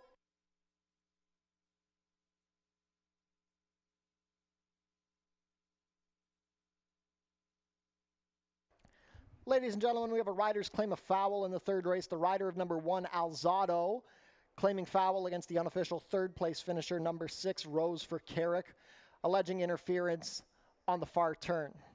So that is a rider's claim of foul, 4th against 3rd, 1 against 6th, going into the far turn. Hold all tickets as this inquiry is pending.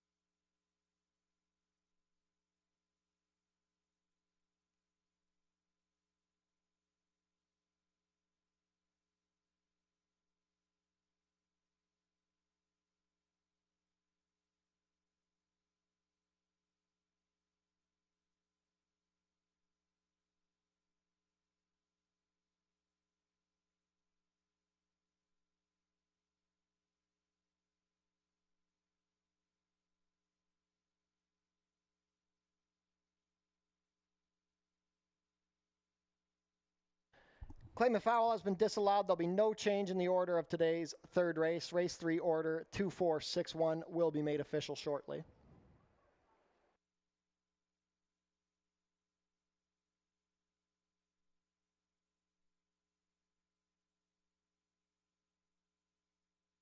And race 3 is now official.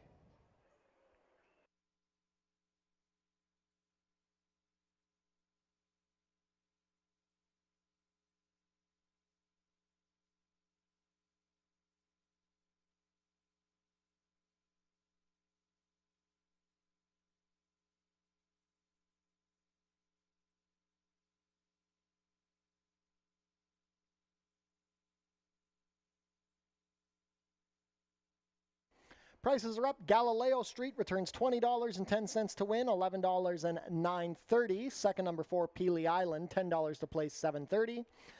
Third, number 6, Rose for Carrick, $6.10 to show. $2 exacta, 2-4, $146.20. The $1 try, 2-4-6, $530.20. $1 super, 2-4-6-1, $1,780.95. The $2 double, 5-2, $65.70. And the $1 pick 3, $201.95.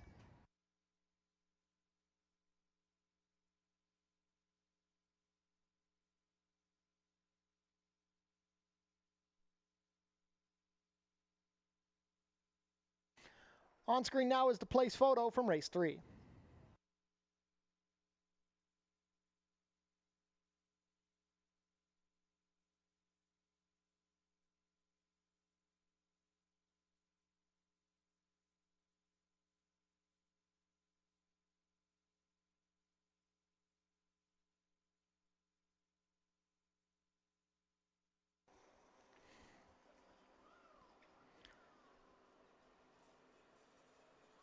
And we'd like to wish a happy birthday to Nana from Bridget, Autumn, and Allison, who love you so much. Happy birthday, Nana, from all of your friends and family here at Fort Erie.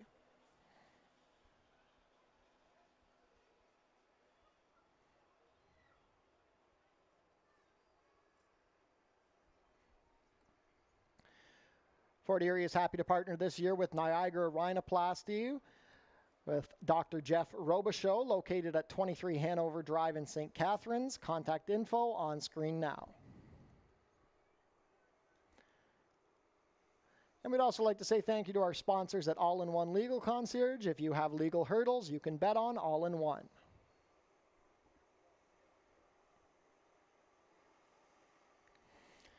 Race 4 changes, a rider change on the number 5 Shamra, make the rider Jeffrey Alderson. 20 minutes to post for race 4.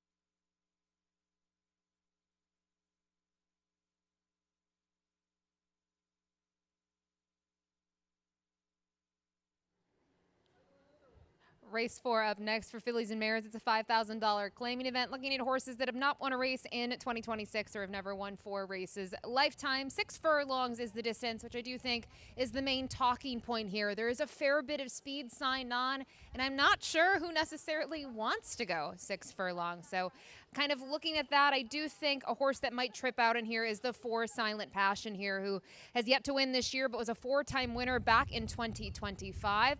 I thought it's taken a little bit of a step forward in her 2 efforts so far this year, when she was 3rd, beaten by a half a length in her return to the races, and then more recently 2nd best behind Legs Like Flatter. And you might look at that race and say it was 5,000. Well, Legs Like Flatter is a little bit on the tougher side than a $5,000 claiming event. So I do think it's a key race. I talked about her tripping out in here.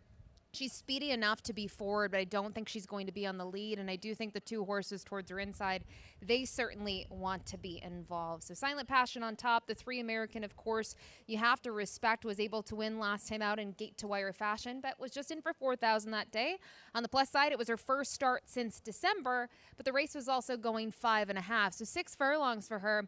We'll see. I mean, you look at her at the distance, it hasn't been necessarily the best for her. She can rate if necessary, but I do think she prefers to be on the lead throughout. And I do think she's going to be keyed up in here and be forward. I don't think it necessarily helps her that the 2 Frockamore is drawn to her inside, because she shows a fair bit of speed as well. She hasn't been as speedy necessarily in her last couple, but I do think she's going to be more involved from the gate. So I do wonder if that impacts the 3 American, of course, here. And initially the 5 in here, Shamra, was my 3rd pick in terms of my top 3, and she was a little unclear if she wanted to come over here for this race. She was kind of being a bad actor. She was a bad actor in the underneath part of our saddle lane enclosure, but I will say, since she's come to the outside, she's been pretty good. I thought she was pretty good getting the tack on, but obviously for her, I think a lot of her behavior has to do with the fact that this is her first time at Fort Erie. She last raced on July 9th. She worked out on the 18th up at Fort Erie here, but in terms of race day, this is her first time over here, so this isn't home for her. She's not really used to it, so I think that's been the reason why she's been acting full of herself. Now, she's going to need the pace to develop, but you kind of look at her and you see a lot of Woodbine races. Well, she does have other races under her belt.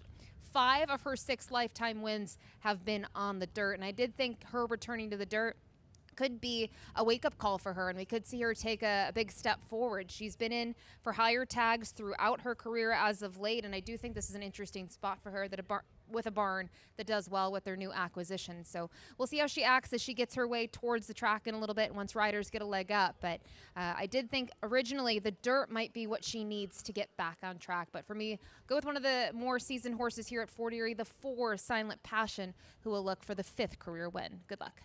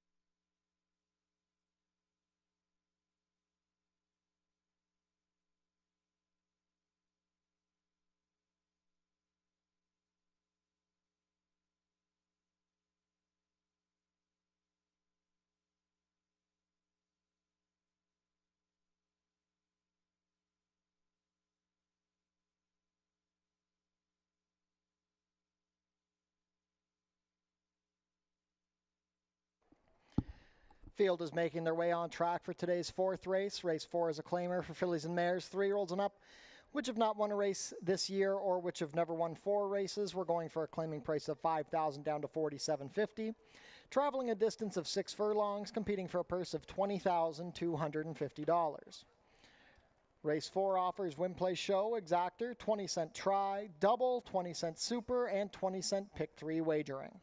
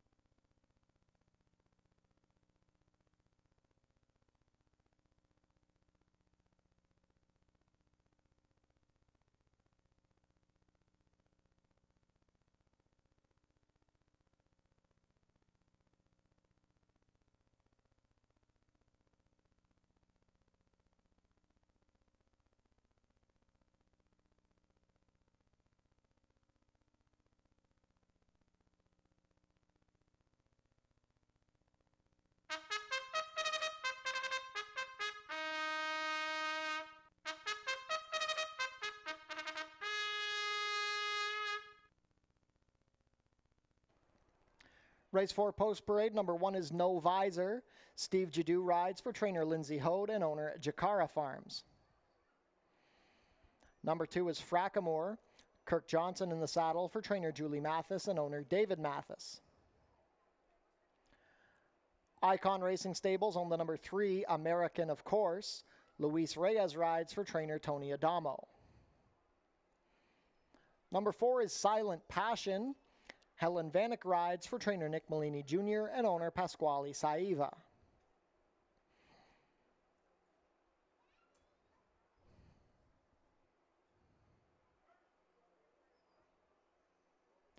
Number 5 is Shamra, racing for Pan Am Racing.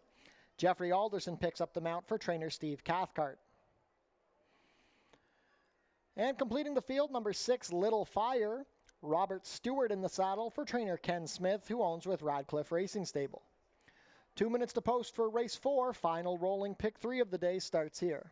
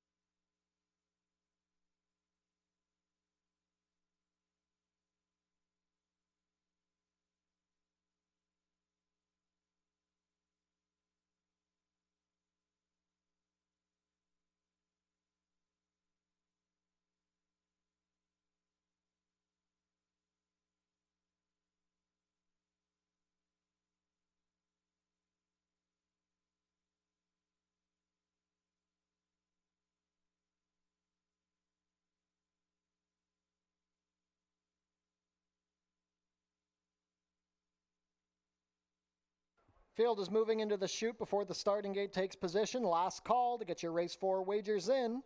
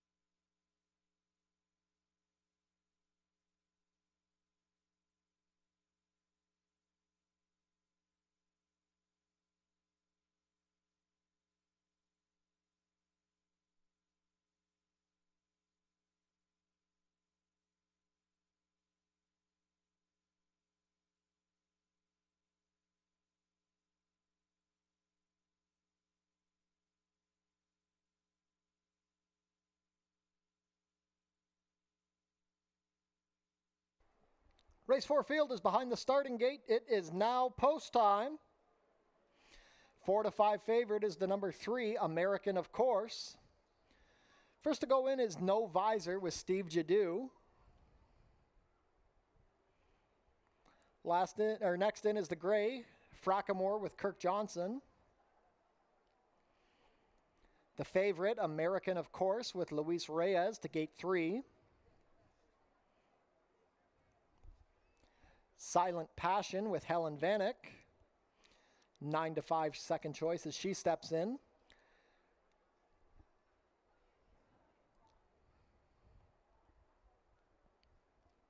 The BC bred Shamra makes her Fort Erie debut under Jeffrey Alderson. Last in will be Little Fire and Robert Stewart. All set. They're off. American, of course, broke running from the center with Silent Passion to her outside and Frackamore nearer the rail. Shamra gets away in fourth, about 3 lengths off the lead, racing 1.5 better than No Visor, and the early trailer is Little Fire. They're fairly well strung out as they sort themselves out down the backside. American, of course, and Luis Reyes up by 1.5 lengths, now 2 to Frackamore. Silent Passion and Helen Vanek are racing in third, 1.5 lengths better than Shamra with Jeffrey Alderson as they complete the opening quarter in 22 and 2. It's a gap of 5 to No Visor, who only has Little Fire beaten at this stage. They race within the 3. It's still American, of course. Frackamore and Silent Passion both trying to get a bit closer. Shamra appears to be struggling to corner a bit in fourth, still racing about 5 lengths better than No Visor, and Little Fire is trailed throughout.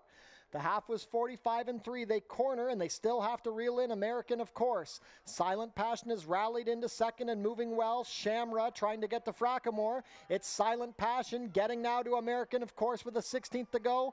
Silent Passion has the neck in front. Shamra trying to rally late. Silent Passion and Helen Vanek cruise in to win. Silent Passion 1 3/4 to American, of course, then Shamra, Frackamore, Little Fire, and No Visor.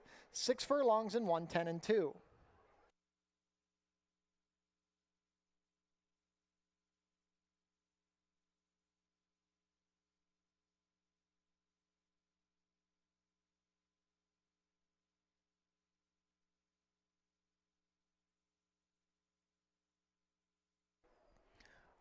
Unofficial in race 4, the winner is number 4, Silent Passion. Second is the 3, American, of course. Third, number 5, Shamra, and fourth, number 2, Frackamore. Unofficial race 4 order, 4-3-5-2.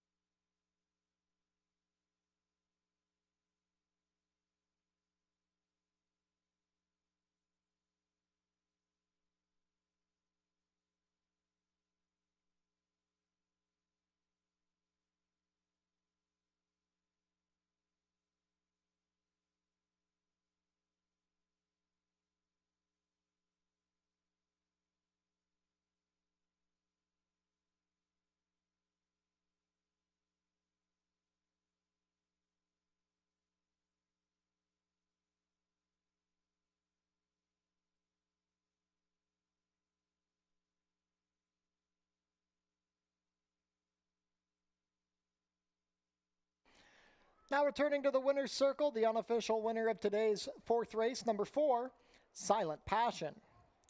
Silent Passion is a 5-year-old bay mare by Passion for Action out of Victoria Bay, bred here in Ontario by Frank Mermenstein. Ridden to victory today by Helen Vanek, Silent Passion is trained by Nick Malini Jr. for Pasquale Saiva. First win of the season for Silent Passion, who's been knocking on the door. That's her 5th lifetime win in 25 starts, a very consistent bay mare. She completes the 6 furlongs today in a time of 1:10-2. Congratulations to the connections of Silent Passion. Hold all tickets until race 4 is made official.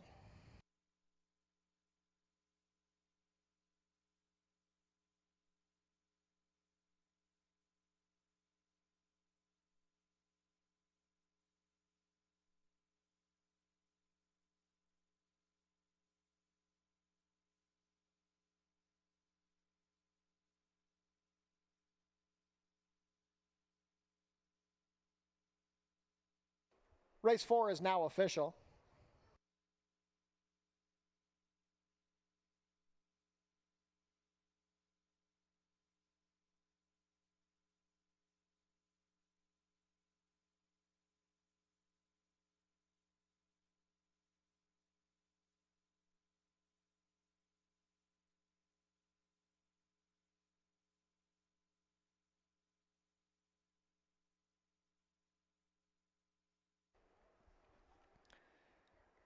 Race 4 prices are up. Silent Passion returns $540 to win, $250 and $210. Second, number 3, American, of course, $230 to place, $210. Third, number 5, Shamra, $3 to show. $2 exacta, 4-3, $11.30. The $1 try, 4-3-5, $13.65. $1 super, 4-3-5-2, $26.60. The $2 double, 2-4, $46.10. $1 pick 3, $132.55, and the $1 early pick 4, $1,233.15.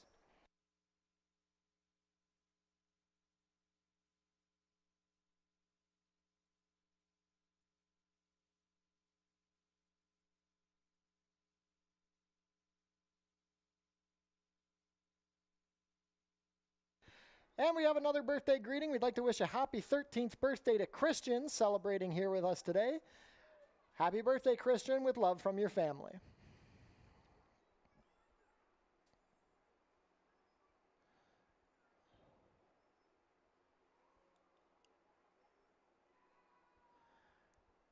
Fort Erie's partnered this year with Portage M&A Advisory.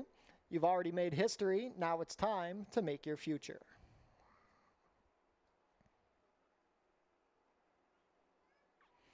This year, the Trackside Tiki Bar is sponsored by The Place Bar and Grill, the place to go after the races at 981 Garrison Road.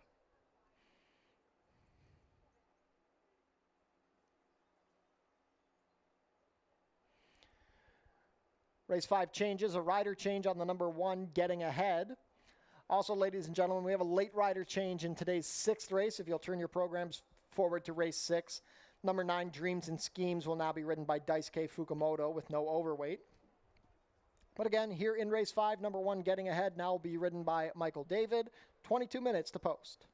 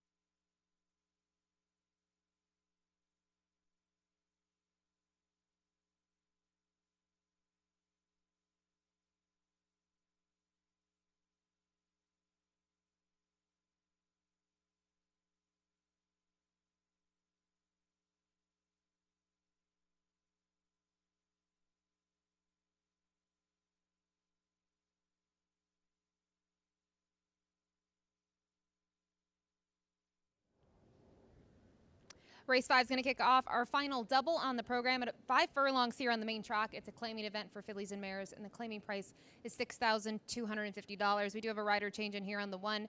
Make it now Mikey David going to pilot Getting Ahead, who we will talk about in just a minute. I wanted to kick things off with the number 2 in here, Van Du, and I just pulled up the current odds. It was sitting on the board at about 4-1 about a moment ago.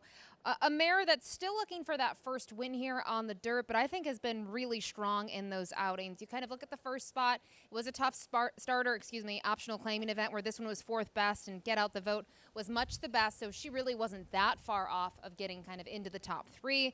Came back. She was 2nd best behind Ash Carnelli, who was able to roll from off of it.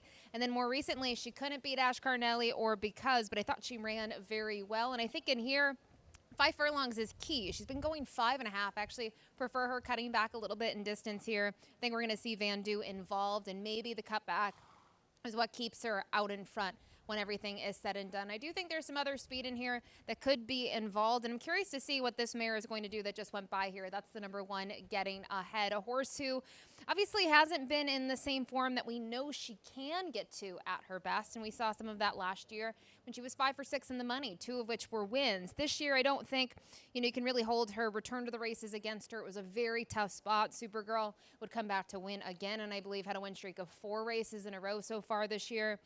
And then they tried her last time out for 8,000, and I don't think it worked out once again. They did go, a little bit on the quick side, not as quick as that allowance event that she kind of returned in, but she was close to it, closer than her prior race, and she flattened in there. I know she has to face Van Du again, but I just know that she has the ability. And last week here, she paddock schooled during the races. I thought she minded her manners. That's key with her. She's always been a fractious type and a nervous type, and kind of looking at her out here before they took her in, I thought she was really well behaved, and to me, that's a positive sign and a reason for me to use her at least underneath today. And then finally, the 3 in here was the morning line favorite at 8-5, and when I checked was about 2-1 on the board. I mean, obviously a big drop in class. Last time out was in for $25,000, dips in for $6,250 today. But it's worth noting, I mean, if you're going to try to take a stance, she is trying the dirt for the first time. She's by the factor, though, out of a city zip mare.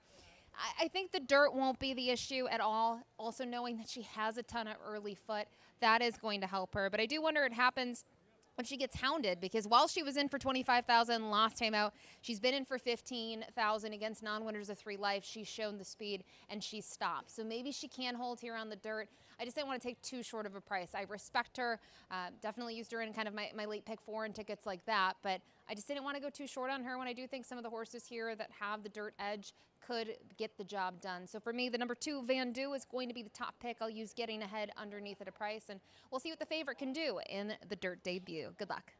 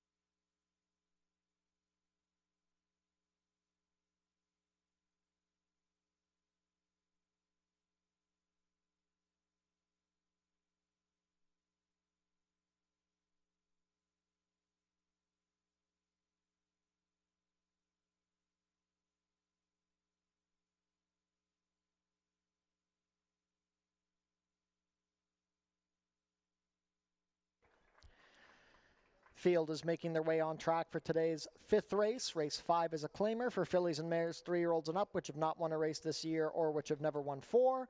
Going for a claiming price of $6,250 down to $6,000. It's a 5 furlong sprint going for a purse of $24,375.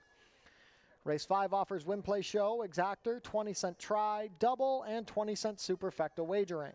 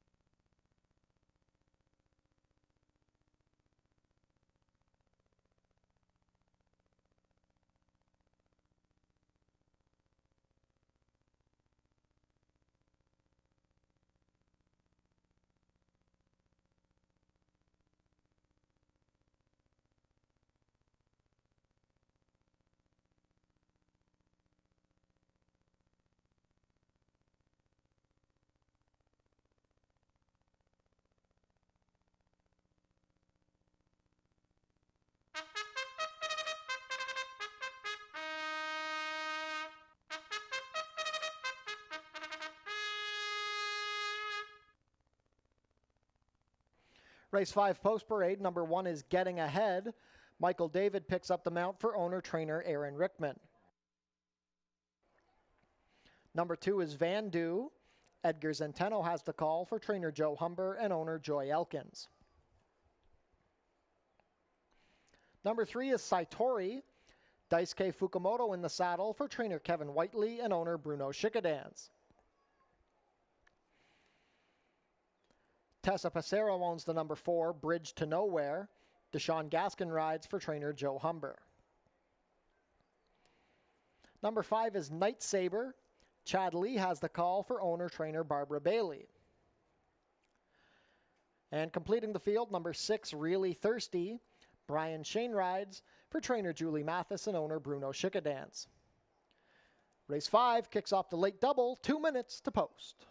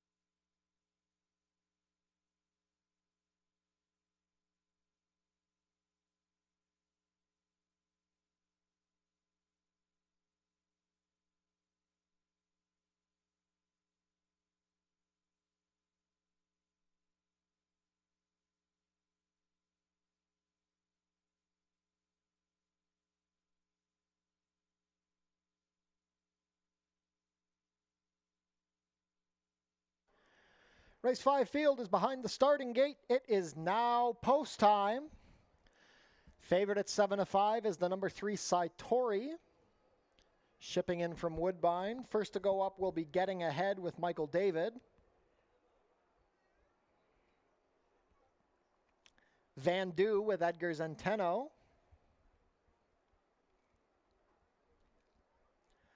Saitori with Daisuke Fukumoto. Bridge to Nowhere and Deshaun Gaskin. Night Saber with Chad Lee to post 5.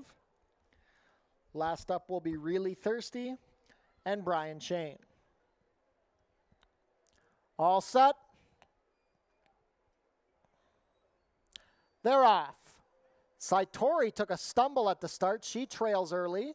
That leaves the front-running duo of Getting Ahead and Van Du battling for the early lead. Third is Bridge to Nowhere, about to be joined by Saitori, who's trying to recover from that stumbling start. Fifth on the outside is Really Thirsty, and the early trailer is Night Saber. They race into the turn. It's Getting Ahead and Michael David up a length to Van Du. Saitori is third on the outside of Bridge to Nowhere, then Really Thirsty and Night Saber still at the back. The opening quarter is 22-2. They reach halfway, and it's Getting Ahead now being given a reminder, trying to keep up on the front end. Van Du is still second. It's a gap of 3 to Saitori and Bridge to Nowhere, with Really Thirsty trying to split foes. Night Saber is trailed throughout. Just over a furlong to the wire, it's Getting Ahead still on top by 3. Van Du and Really Thirsty battling it out for second. Here comes Really Thirsty with momentum up the inside. Getting Ahead looking for the wire. Really Thirsty surging, and it's Really Thirsty and Brian Shane. Really Thirsty a length 2. Getting Ahead, then Van Du, Night Saber, Bridge to Nowhere, and Saitori. 58 flat.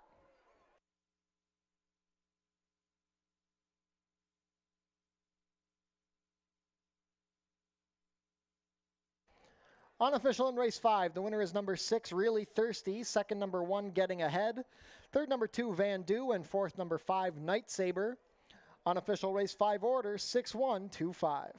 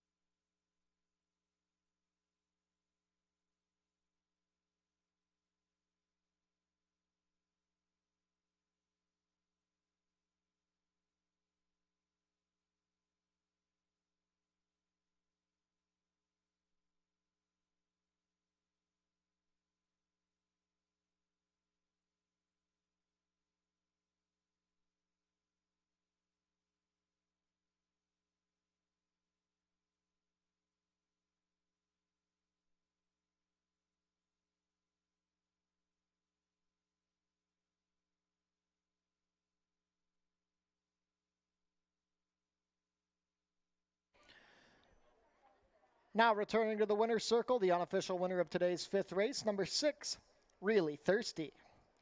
Really Thirsty is a 5-year-old dark bay or brown mare by Stay Thirsty out of Interissa, bred in California by Terry Lovinger.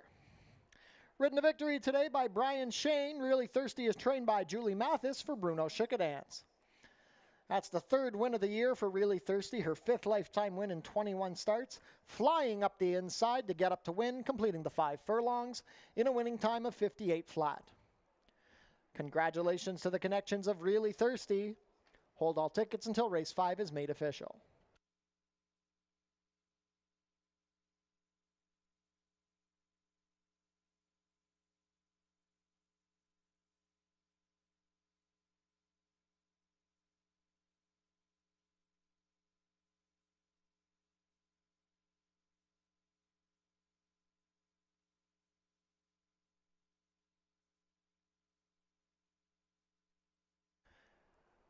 Race 5 is official.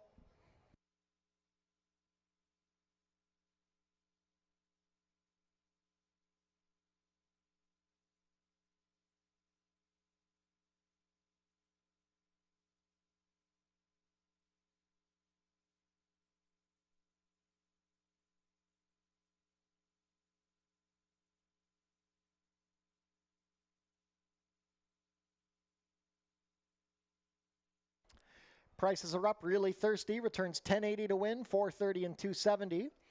Second, number 1, Getting Ahead, $5.30 to place, $3.10. Third, number 2, Van Du, $2.30 to show. $2 exacta 6-1, $44.10. The $1 try, 6-1-2, $40.10. $1 super, 6-1-2-5, $158.20. $2 double, 4-6, $35.10. And the $1 pick 3, $150 even.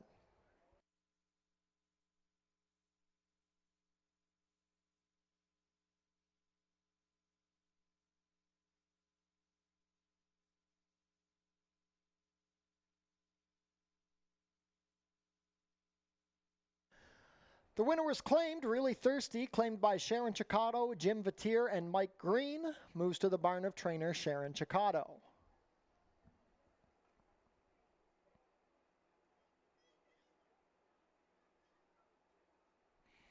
Fort Erie is happy to partner with FINA Insurance Solutions. FINA Insurance will see you through to the finish line.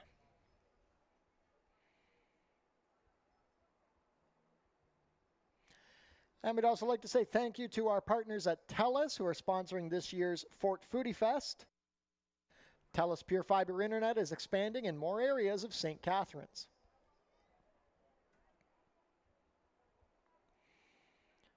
Race 6 closes out the card. Rider change on the number 2, Star Scholar, make the rider Edgar Zenteno. Rider change on the number 4, Thelonious, make the rider Chad Lee. And a rider change on the number 9, Dreams and Schemes, make the rider Daisuke Fukumoto. 19 minutes to post for race 6. Also, ladies and gentlemen, we have the winners of today's non-winning ticket prize draw to announce. Could Mike V and Wendy Ferguson please report to customer service? Once again, that is Mike V and Wendy Ferguson. Congratulations, you have won today's non-winning ticket prize draws. Please head to customer service to collect your prize.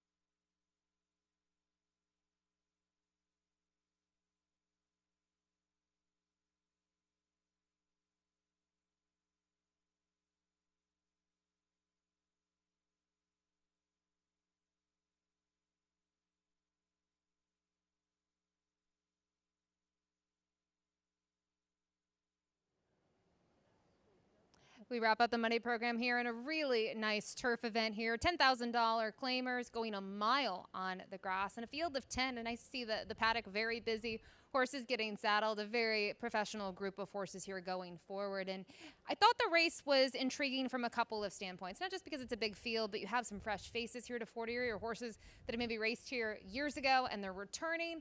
And then there's the pace factor in here. I looked at this race as not having a ton of early speed. I mean, there's some horses that maybe want to get forward trips depending what the fractions are early, but I really think it's going to be important to see who gets towards the front, who's up there, because I think we have some deep closers in here and potentially they could be in trouble if things don't go their way. I'll kick it off with the number 2, Star Scholar, who's going to be ridden by Edgar Zenteno.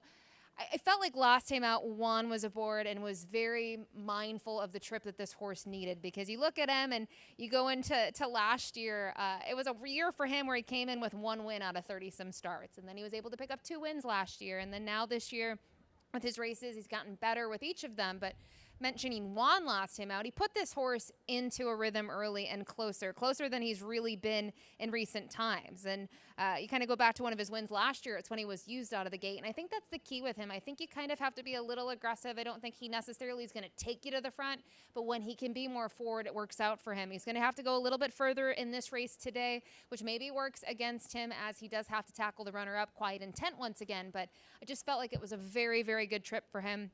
And he comes in here off a career best. So I did use him on top, but the more I look at this race and I keep on going to the 7, Quiet Intent, it makes my gut kind of go the other way, because I do think at the mile distance, if Quiet Intent does what he did last time, he's probably blowing by several of these horses. And I mentioned there's deep closers. I think there are other horses that are going to be further off of it than he will be early on. And in terms of his races, it was just his second start of the year where he took a huge step forward against starter optional claiming competition, where he was in for the tag and just missed by a head. And look at him. I mean, last year he was on the inner going 2 turns and he was very successful. He won at 7.5. So I think for him, the extra 1/8 of a mile can make all the difference. So curious to see what price we'll get on the 7, Quiet Intent.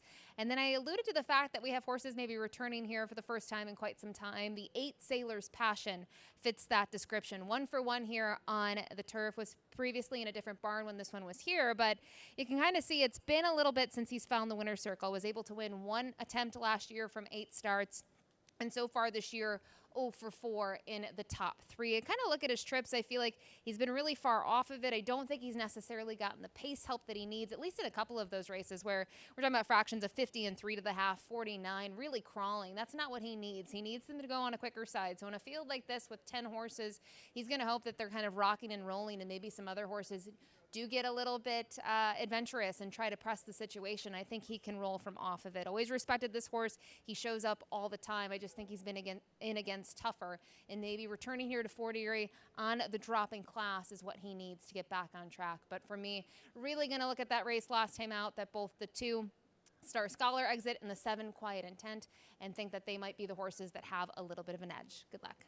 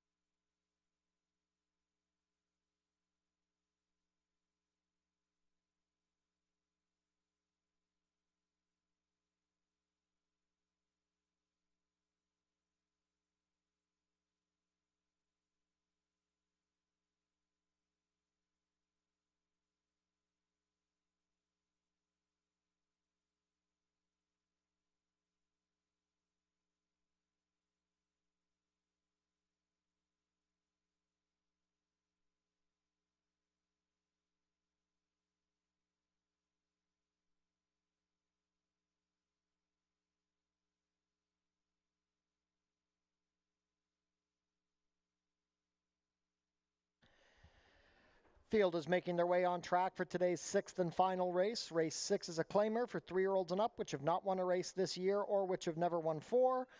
Going for a claiming price of $10,000 down to $9,000. We're traveling about 1 mile over the turf course, competing for a purse of $28,050. Race 6 offers win, play, show, exactor, 20-cent try, 20-cent super, and 20-cent jackpot high 5 wagering. The carryover just shy of $1,900.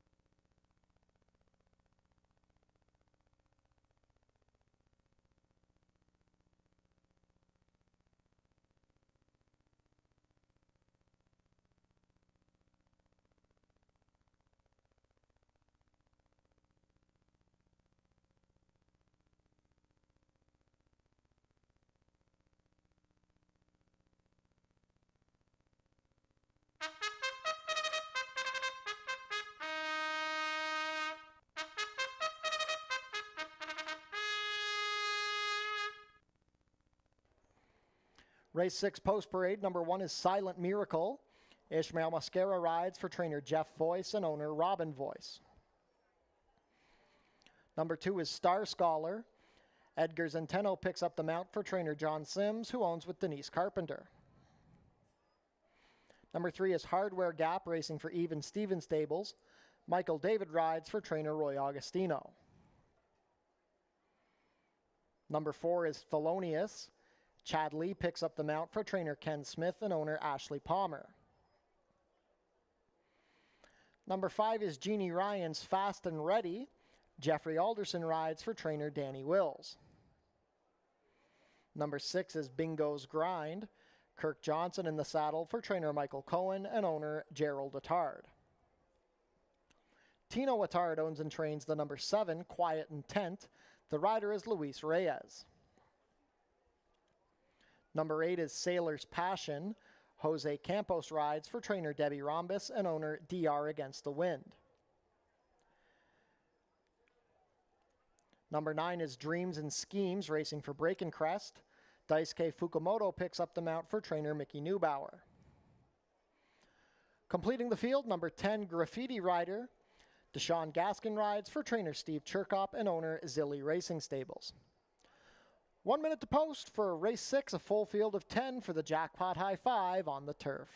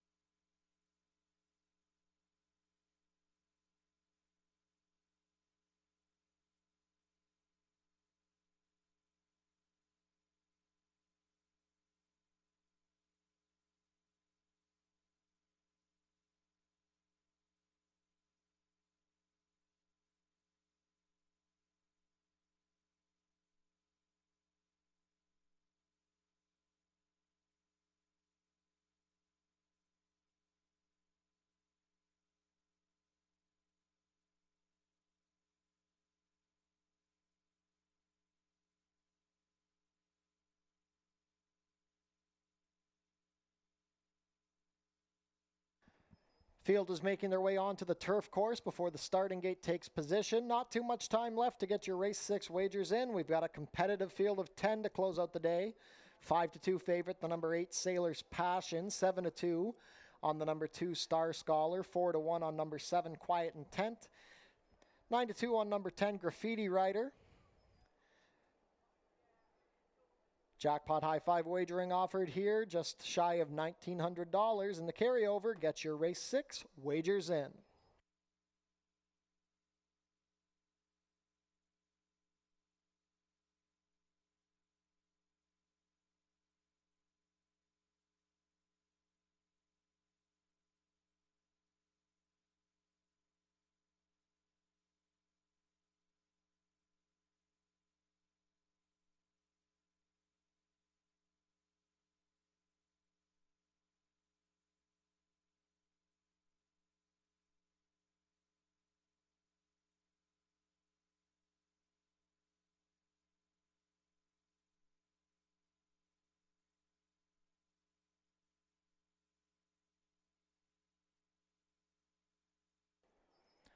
Starting gate moving on to the turf course. Last call to get your race 6 wagers in.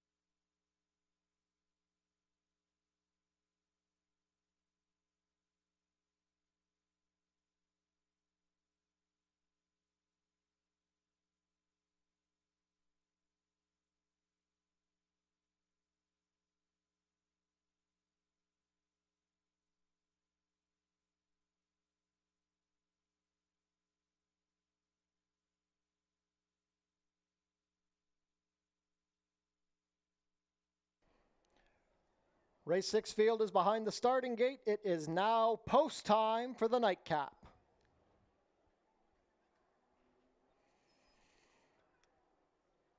Over a mile on the turf to close out this Monday card here at Fort Erie. The first of 10 to go in will be Silent Miracle with Ishmael Mascara. Last out winner Star Scholar with Edgar Zenteno. A 7-2 chance. Hardware Gap and Michael David to gate 3. Thelonious and Chad Lee. Fast and Ready with Jeffrey Alderson. Danny Wills looking for his 3rd training victory of the day.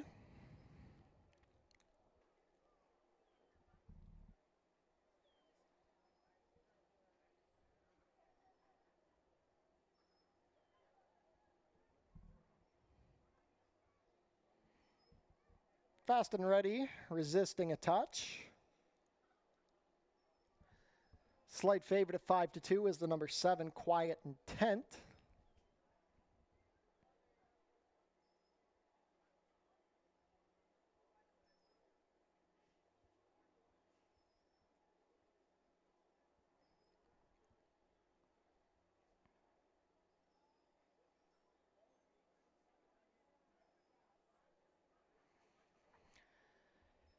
Going to try and load Fast and Ready without the rider. Jeffrey Alderson has jumped off.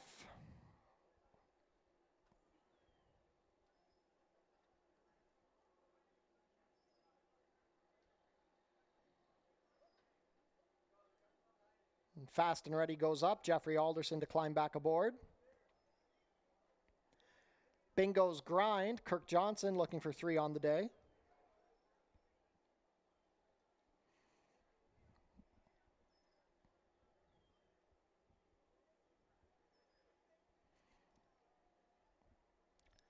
Quiet Intent with Luis Reyes. Slightly favored at 5-2 as he steps up. Sailor's Passion and Jose Campos. Dreams and Schemes, the mare, with Daisuke Fukumoto. Last in will be Graffiti Writer with Deshaun Gaskin.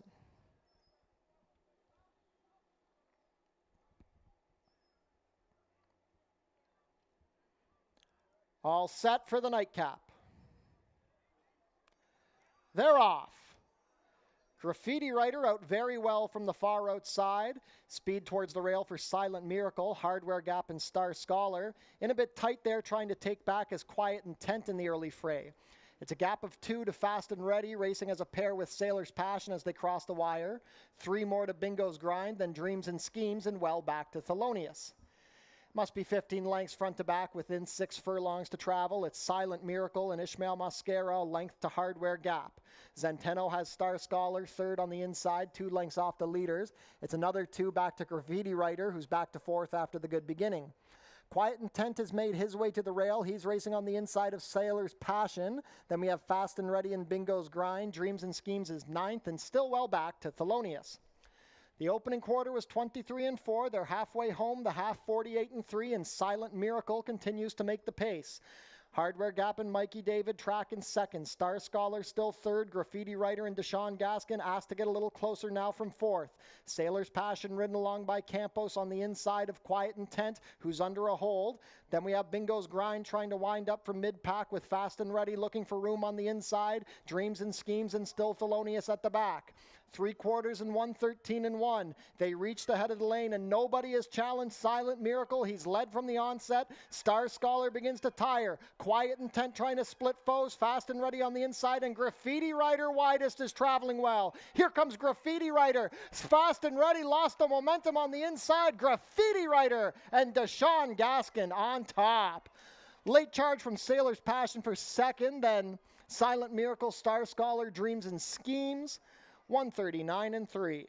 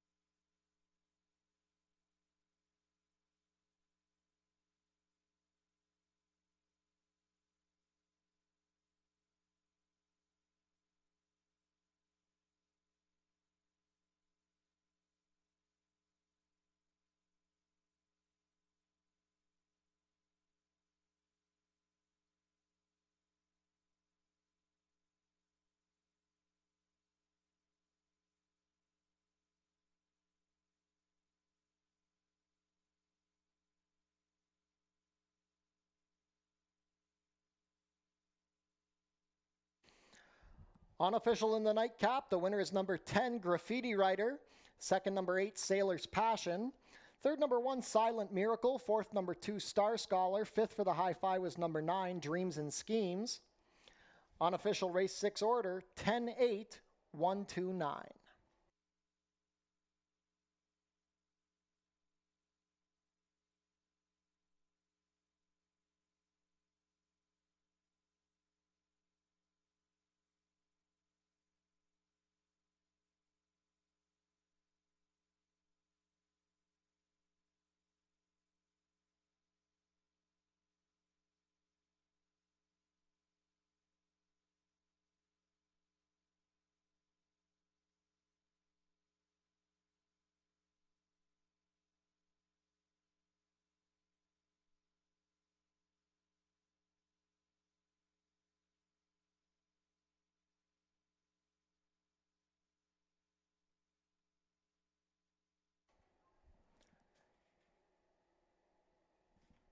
Now returning to the winner's circle, the unofficial winner of today's 6th race, number 10, Graffiti Writer.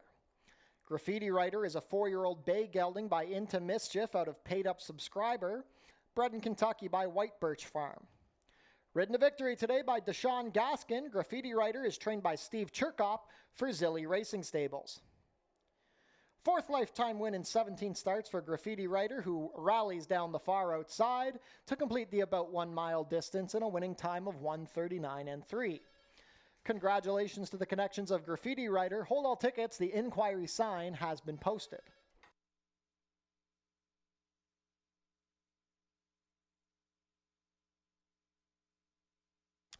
Ladies and gentlemen, there is a rider's claim of foul in race 6. The rider of the number 5, Fast and Ready, alleging interference against the unofficial third place finisher, number 1, Silent Miracle, citing interference in the stretch.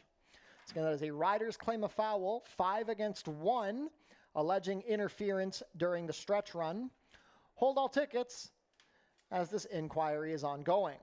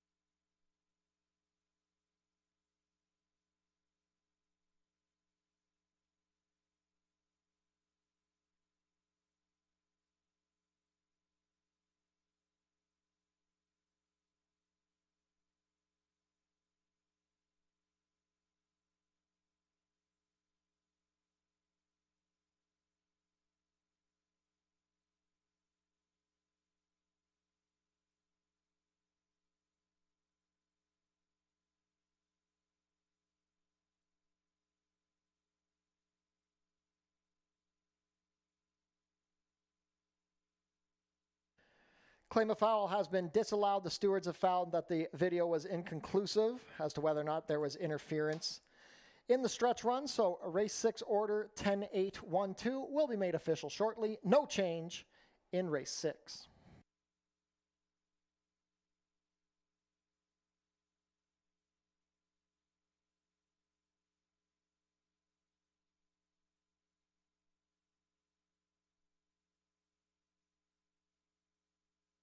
And race 6 is now official.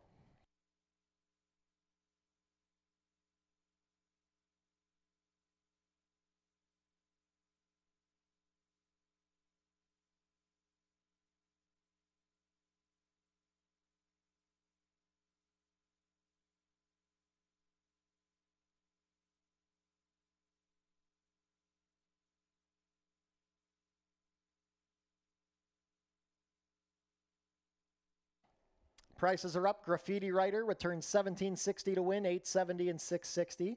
Second, number 8, Sailor's Passion, $4.90 to place $3.30. Third, number 1, Silent Miracle, $4.40 to show. $2 Exacta, $10.8, $89.80. The $1 Try, $10.8-1, $393.15. $1 Super, $10.8-1-2, $2,076.30. 20-cent High Five, $10.8-1-2-9, $319.56. The carryover into tomorrow's card will be $3,248.13. $2 Double, $6.10, $63.60. $1 Pick 3, $165.60. $1 Late Pick 4, $1,231.10. And the $1 Pick 5, $8,019.50.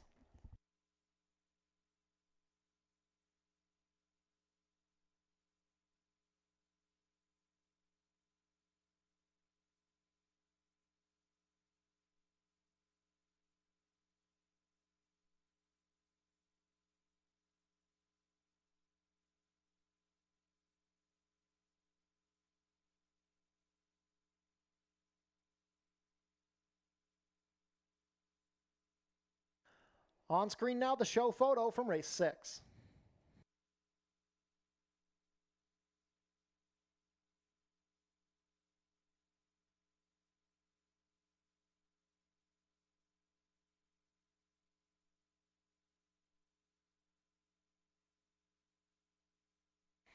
Jackpot High Five carryover into tomorrow's card will be $3,248.13.